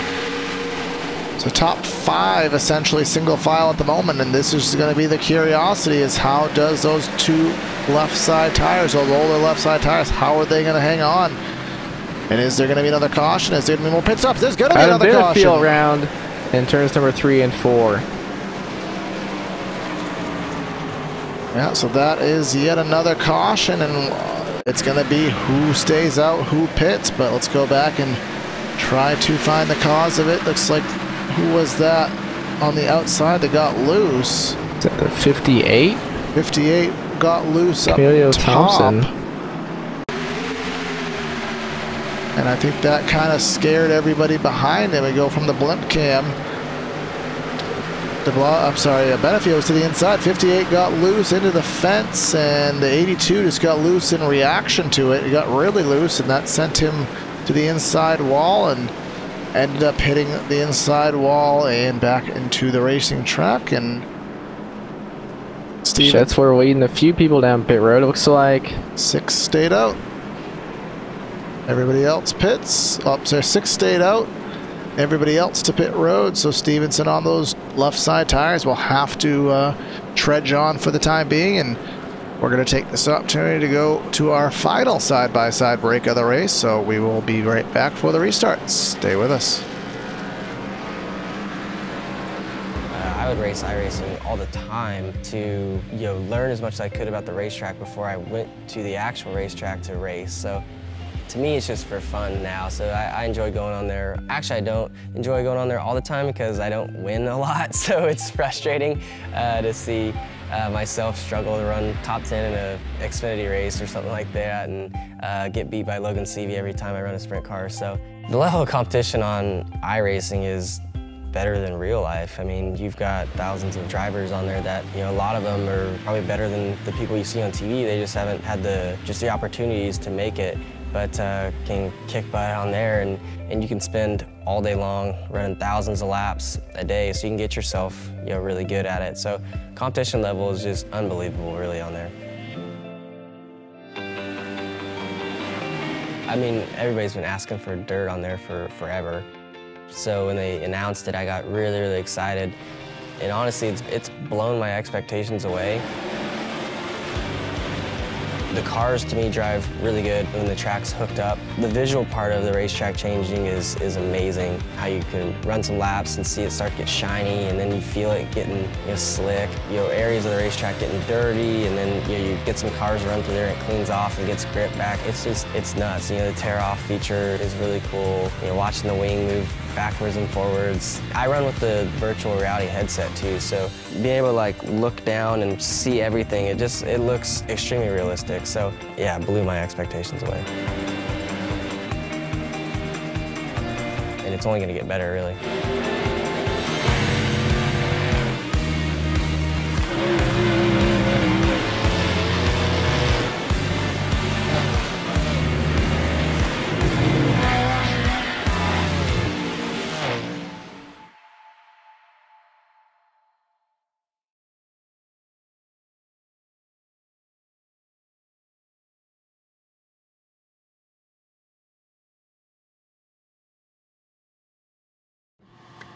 So hey, this is the new iRacing scanner, right? Yep, this is our new scanner. Wow, and this scans all your tracks and will scan everything else around it as well?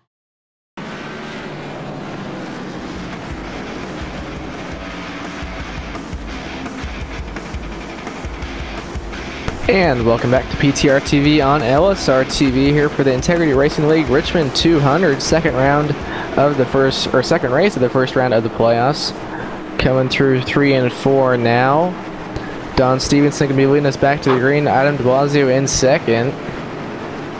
Space car pulls down in the pit road, and Stevenson back in the throttle. We're back underway here at Richmond.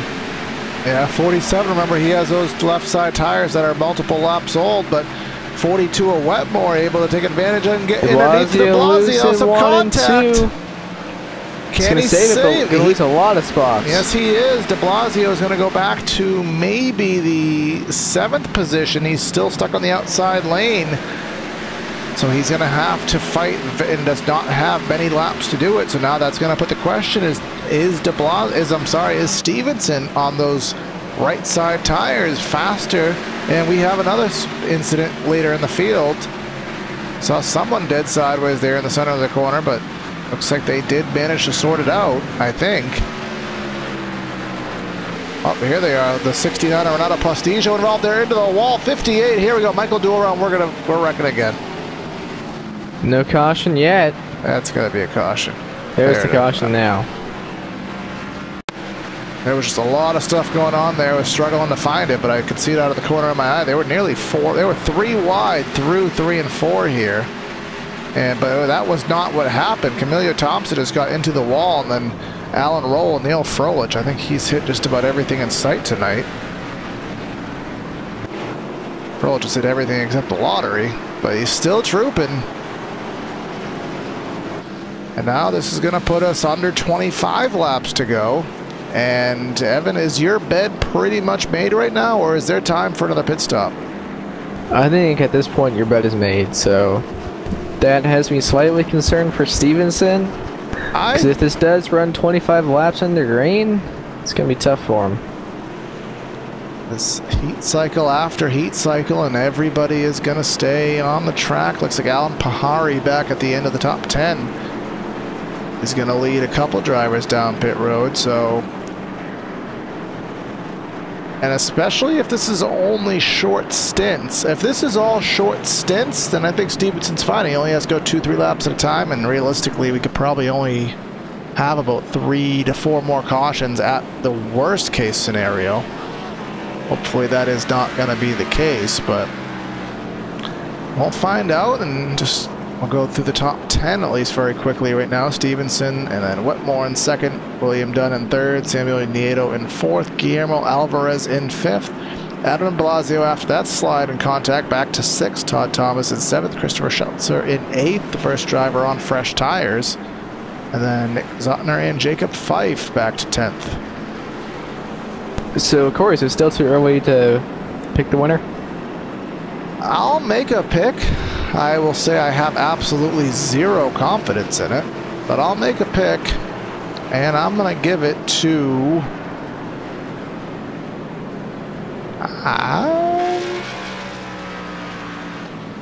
I guess I'll give it to Stevenson. I'm not very confident in it, only because of the 2 tires, but I do think that even with those 2 fresh tires, I think he's faster than about the first 4 cars behind him. I think he can outrun them even on those older left side tires, so I'm going to go with 47. I'm going to say there's going to be a bit more shenaniganry on these restarts, a couple more cautions, and I think de Blasio's going to be able to get back up there. Did you say shenaniganry? Yeah. Not just there's going to be some shenanigans, it's shenaniganry. Yeah, some shenaniganry. Well then, the English language has been nullified one more time, but then again, how many times in a broadcast do I screw up the English language? So, more than once. That actually is something as a random factoid, is although we are on LSRTV, since we are a PTRTV branded broadcast, and our channel that is putting on the work, obviously showcased on LSRTV, we have been working on a PTRTV montage. So if there are any clips from drivers who may be rewatching this, or any fans who are loyal to these broadcasts, if there's any clips of whether good racing or us being tools in the booth, we are trying to find those for some kind of a compilation video, so please let us know if anything comes to mind. But Corey, according to the Urban Dictionary, shenaniganry is a word. Urban Dictionary, that means someone went on there and made it up. It's not actually a... Still, I'm going to consider it a real word. Alright, I'll give it to you because I'm in a good mood. But lights are out on the pace car once again. Going down the backstretch now with Don Stevenson and the 42 of Tom Wetmore going to be on the front row. So again, it's going to be 24 laps to go at the stripe this time by. So again, only a couple more cautions potentially could happen, but what is going to be the case? 42 gets juked out there on the restart. Stevenson will get the jump, although by not that much. He'll have about 2-3 car lengths entering one. Wetmore will clear for P2, and then the battle is going to be for third. William Dunn going to get through to the third position, and now Sam Nieto trying to get by him for third. Going to be side by side out of turn 4. Looks like Nieto is going to be able to grab the spot. Not quite clear. Now he is clear going down into turns number 1 and 2. 43 of Dunn still trying to fight back though, and de Blasio right behind them trying to get by that 43 for the 4th position. He's side by side with him now. Let's see if he can clear here in 3 and 4.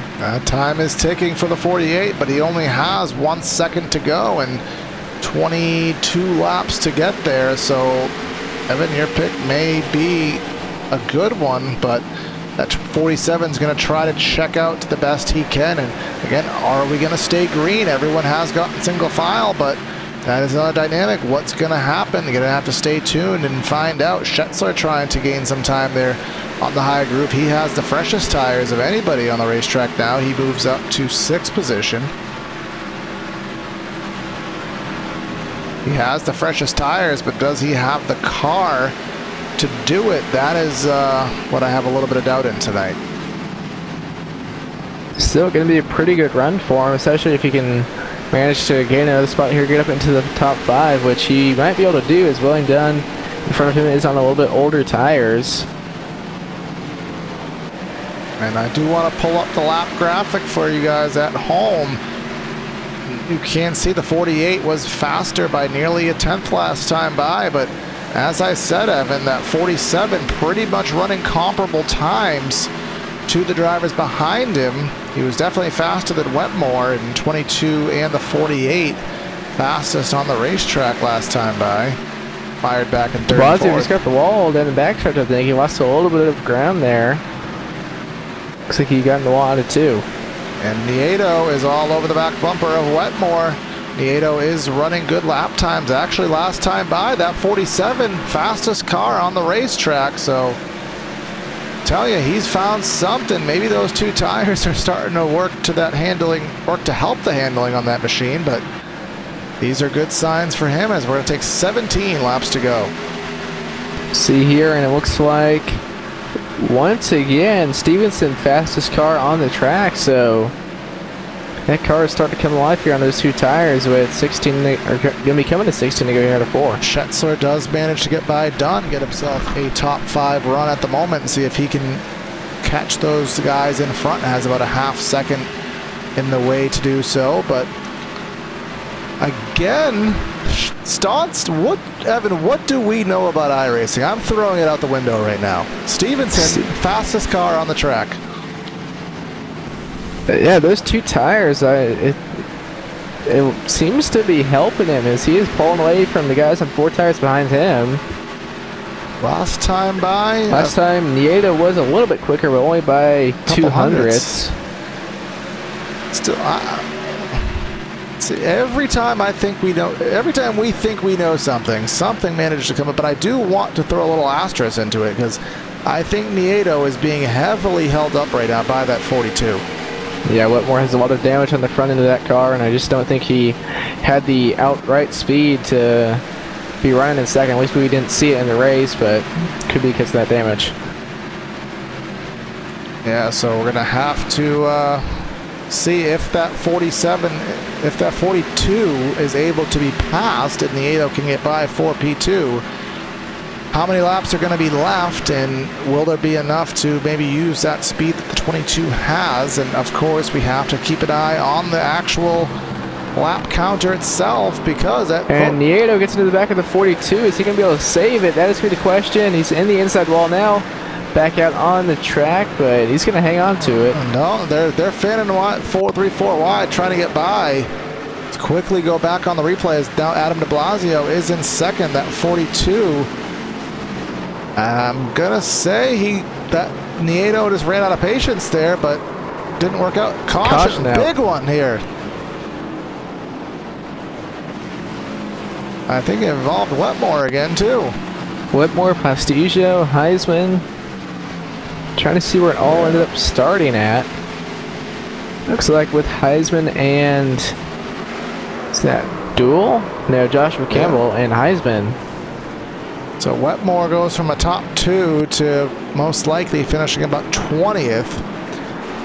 And it's going to be, I mean, if you're Don Stevenson, I mean, you know that you've been hanging on, but at this point, you're going to have 8 laps to go, and you're going to have Adam de Blasio and Sam Nieto right behind you on fresher tires. We already saw what Nieto would do to the guy that's, what he will do to someone that's holding him up if it means a chance at getting a win. And remember what that win means. It doesn't really mean that much for the 48 besides just pride. It means having to have that breath of fresh air going into Japan next week at Okayama, not having to worry about it. And well, we do know Don Stevenson is rather looking forward to that race, so he wants to have that free pass, but I don't think he's overly concerned about having to perform next week. But if you're Nieto, if you're William Dunn, if you're even go back to Alvarez, as Schultzer is just a part-time driver, you want that assurance, you want that win.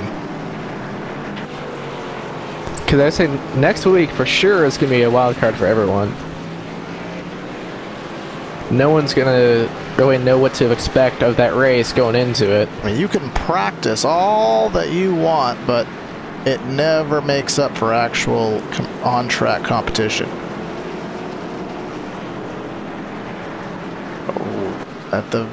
So we're going to take 8 to go. At the earliest, we're going to go back racing at 7 to go. And then if we have an immediate caution, like as in the first lap of the restart, we might get a 1-lap shootout. But if we even run 1 green flag lap, that'll end the race in terms of a restart standpoint, because with the iRacing cutoff lap, we will not be able to get restarted anything really within 5 to go. So you may as well consider this the final restart of the night.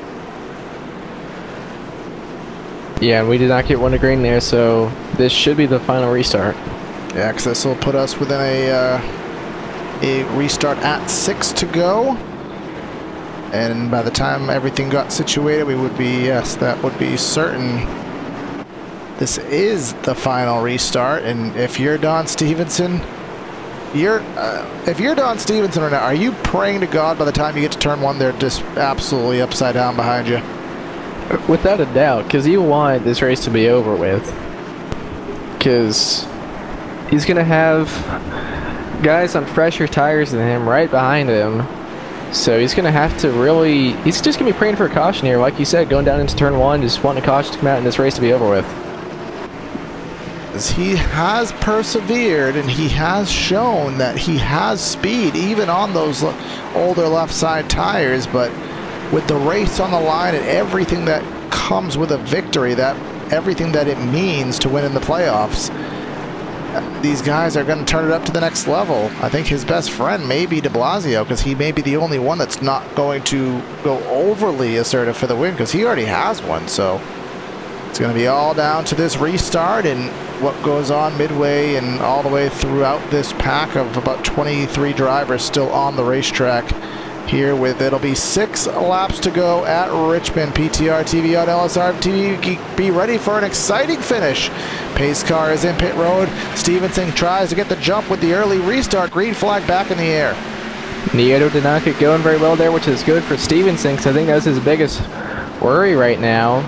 Coming through 1 and 2, de Blasio is going to be in the 2nd position, battle for 3rd right now with Schetzler and Nieto, but battle for the lead going on in caution. That's probably going to be the race. That's exactly what he needed. It's Eric de Blasio. Well, the brother may have cost his other brother a victory tonight. This may not be over, Corey. They're catching the pace car right now. There may be a 1-lap shootout here. He got turned, and I couldn't quite tell from that camera angle who it was by. But the 11 definitely had some help getting. Looks like it was Caleb Eisenhower, I believe, in the 51. I think the 11 may have had a little bit of a lower exit off of 2. Maybe that's what caused it there. But now the only way this is going to happen is we don't have any free pass. Yes, we will. Michael Duell is out on track. So all right, so this is the lead lap car lap. Lead lap cars pit this time by. And this is on 4 laps to go. Then the next time by is open to lap down vehicles. That'll be 3 to go. That could be 2 to green though. We don't, from our broadcast perspective, we don't have the driver interface up, so we don't know what the actual flags say. We're just merely speculating, but it's going to be 3 to go for lap down cars. There's always 1 lap of kind of organization. And I mean, maybe there is a slight possibility. I'm still not sold on it, but it's not completely unheard of. If anything, it's going to be a 1-lap shootout. Yes. They have to get 2 to green right here. And we, again, as broadcasters, we don't have any we don't have anybody in the field today that we have contact with, so we don't have any way to verify that. The only way we're gonna know is if when we go another half mile around this racetrack from this point on, if those lights turn off at the stripe, we're gonna have a 1-lap dash.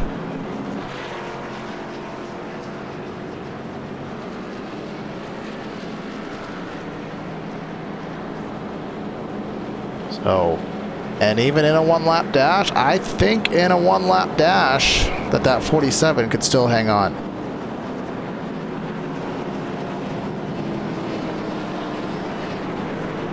We'll see here if the race will be over, or if we will be going back for a one-lap shootout. In the words of Steve Harvey, survey says it's over. It's over.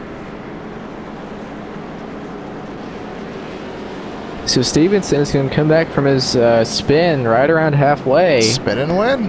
Yeah. And he will have the free pass heading into Okayama, so he will be able to just let it go and see if he can go back to back and accumulate these playoff points, which will carry him through until Homestead. I believe they get 3 points. They don't have stages, so they don't have those kind of playoff points on offer, but they do have points per win. I do believe those carry over through the rounds. So we'll see here of drivers who are going to be in a difficult spot. Caleb Eisenhower, playoff driver, all the way back there in 19th, so not what he's looking for.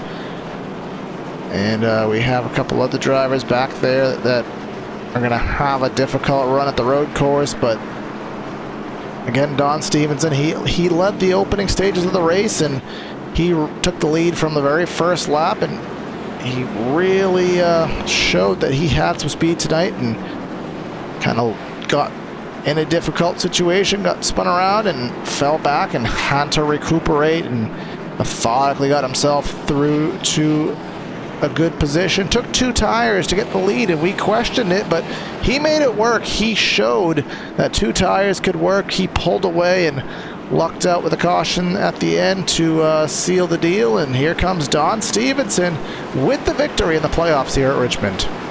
Adam de Blasio coming home second, and the 24, Christopher Schetzler, is going to come home with third. So that is the result here as everybody crosses the stripe to complete the Richmond 200 for the Integrity Racing League. And before we have the post-race show, let's just go down and give you the final rundown here tonight. So let's pull up the results here from the Richmond International Raceway. With the win here tonight was Don Stevenson, leading 132 of the 200 laps. Adam de Blasio leading 61, comes home in second. Christopher Schetzler in third. Sam Nieto in fourth. William Dunn in fifth. Guillermo Alvarez in sixth. Todd Thomas in seventh. Jacob Fife, Nick Zotner, and Joshua Campbell rounding out your top 10. And coming up in 11th, we have Renato Pastigio, Tom Wetmore in 12th, Brandon Kirkman in 13th, Alan Pahari in 14th, Tyler Herr in the 15th position, Joseph Yakes 16th, Lee Pierce in 17th, Jay Heisman 18th, Caleb Eisenhower 19th, and Kent Wetherell in 20th. And then rounding out tonight's field is Eric de Blasio in 21st, Greg Trego in 22nd, Michael Duell in 23rd, and then we have Alan Rowell in 24th, Neil Frolich in 25th, Emilio Thompson in 26th, Adam Benefield, Nick Tarabush, and Cody Smith round out the 29 drivers on the grid tonight. So we have at least one of the drivers here available for his post-race interview. So we'll have a quick chat with Adam de Blasio, who finished in second tonight. All right, Adam, it was I don't know what to call it. It was kind of everything that could happen happened here at Richmond. We had some green flag runs, we had some tire wear, we had some multi-groove racing, and then we had a couple shootouts to finish it out here tonight. So just talk about what it was like from that number 48 here tonight. To be honest, it was an uneventful night for me, basically. I was basically top 3, and then I think Wetmore got into me and it caused me to get loose, and I fell back to about 6th. But other than that, I had fun racing with Stevenson, Benefield, Fife, Eisenhower all up at front. It was fun. And what was it like knowing that since you already had that win, that you really just got to breathe easy tonight, and especially next week? Did you get to go into tonight just kind of a win or die kind of mindset, or what was your mindset with that? No, I still like consistency, and I don't want to make any enemies, and I want to race everyone cleanly, and continue that, because after the road course of Okayama, then you gotta get into the next round after that. But I was just racing Don and wasn't gonna take him out or anything. I had the greatest restart ever from second position on that final one, and I caught up to him off from 2, and I'm like, all right, gonna go up high in 3 and then cut down off from 4, but a caution came out, and so it wasn't like last week when I did that with Colton, but I saw a checkered flag and I was trying to go for it, and oh well. Yeah, I mean, you've had enough of them this season, so you'll definitely have some more. It's still plenty of races left. You finished second. Who do you want to give your shout-outs to tonight, Adam? Yeah, but you always want to get more wins. You always want more. Yep. First off, I want to thank Jacob Fife for putting on the league. It's a great league. Wasn't our best showing tonight with all the cautions, but occasionally you'll have one of these races. I want to thank you guys, PTRTV on LSRTV, for broadcasting the race. I always enjoy going back and watching the races to see what else happened in the race, besides from my viewpoint. I want to thank my Rapolo Brother Racing teammates, Joseph Tice, who couldn't be here tonight because of a computer issue, and that may hurt him in the chase or playoffs or whatever you want to call it. Hopefully he figures something out for Okayama next week. Trevor Rapolo, Carl Shedd, Bruce Ackerman, and my brother Eric de Blasio. I want to thank my First Gear Gaming teammates. And, well, tonight was my 100th consecutive IRL start, so I kind of wanted to win for that reason. But, yeah, which spans from 2016 to RL Daytona 250, which I'm the only one that really keeps track of that kind of stats, but I like stats. But 102nd overall start, but 100th consecutive, so that's pretty special. But I won in the 99th consecutive start, and Chase Elliott won in his 99th career start, so we got that in common somewhat. So yeah, it was a good night, solid finish, and just want to say hats off to Don. He did a great job recovering from that early spin. He definitely earned it tonight and was a deserving driver. Yeah, he definitely did, and he did a great job at second, man. So again, congrats, and I'm sure we'll be talking to you pretty soon. Thank you. Now, a little out of order tonight, but Evan Black has caught up with the third place finisher, Christopher Schutzer. Well, Christopher, you come in with a third place finish and a good run for you here tonight. Is there anything really that stuck out to you after this race? I think that just what stuck out to me is when we practiced and did a lot of laps here at this track, and the car just seemed to react different tonight. It was a lot looser off the exit of the corner than I expected, and you know, just handling was a major problem tonight. So just happy to come home third and take it and move on to the next one. Yeah, and you had a little bit fresher tires there than Stevenson and de Blasio. If that last caution there didn't come out, do you think you would have had anything for him? I felt like I could probably get to de Blasio. I think I could have gotten next to him. I don't know if I could have beat him, but I do think that I could have gotten next to him. I think I would have run out of time to get to Stevenson, but I know I wish I had about 20 more laps in that race. Well, next week we go to Okayama. You're not in the playoffs to really worry about that, so are you just looking forward to that race and going to have some fun on a road course? Well, unfortunately, I kind of am having to run a part-time schedule here this year. Financing and sponsorship is running me a little bit of difficulty, so I won't be in Okayama, but I will be at the next event, ready to do it again. All right, well, we'll look forward to seeing you there. Is there anyone you would like to thank or shout out to you after your third place finish? I just want to shout out and thank Jacob for putting on such a great league, and I thought it was great racing by everybody there in the top 10 tonight, and thank everyone for a great race. All right, thanks for talking with us, and we'll see you in a couple weeks. Thank you, guys. And now Corey has caught up with our winner, Don Stevenson. All right, Don, another victory on the season, and gives you the free pass into the next round. Don't have to worry about next week at Okayama. You had a really good car. You pulled out to a lead. You kind of fell back because of that incident. And what was it like working your way back through the field? It was definitely tough. I really didn't think I had any chance of winning the race. You know, once we had that accident there, and I mean, really, I would have been. I guess I probably wouldn't have been happy, but my goal was to try to get back up around the top 5 and, you know, just see if I could do something at the end pit strategy wise. And, you know, saw an opportunity there with about 40 to go or so, and I figured I wasn't going to beat those guys. I wasn't going to get around those guys on equal tires with them, so I had to do something different that they didn't do. And I took 2, they took 4. Was able to get the car out in front in that clean air, and I think that really made all the difference because I was pretty good for about 20-25 laps in a run.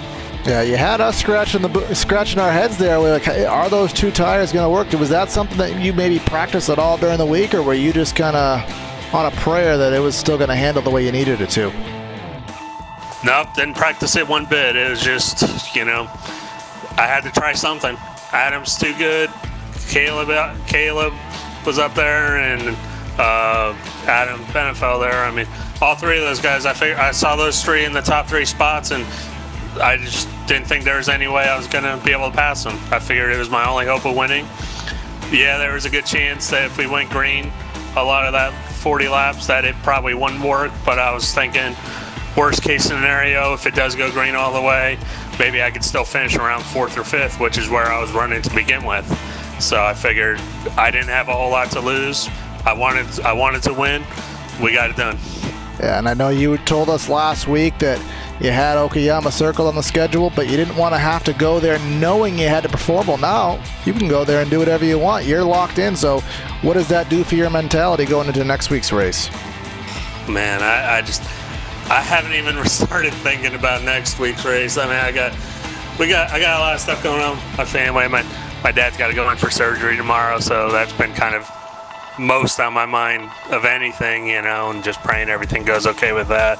But next week with Okayama, I mean, you know, the pressure's off. I mean, it's more or less try to win the race, try to get some more bonus points to put me in a better position to advance to the further rounds. Yeah, we'll be keeping an eye on you and wishing well on the family side of it. Obviously, that comes before the sim racing side. I hope all that works out well, and I'm sure we'll be talking to you soon. Congrats again on the victory tonight. Thank you. Got to thank my wonderful wife, too, that took care of me when I had my surgery done. So, I mean, love her more. I hope I didn't just wake her up when I screamed when we got that checkered flag, but if I did, sorry, honey. Love you. I'm sure it'll work out for you. It'll be worth it for that. So again, congrats, Don, and we'll be talking to you. Thank you. So that is the post-race show, and gonna quickly wrap up coverage here tonight. I want to thank everybody who did tune in and join us here for the Integrity Racing League for tonight's broadcast. I want to thank our PTRTV sponsor side of things. We have Airboom and Fabrications. We have Crute Custom Graphics. Overlays provided by ibog.co, iRacing Broadcast Overlay Graphics, track cams for gourmets for our views tonight.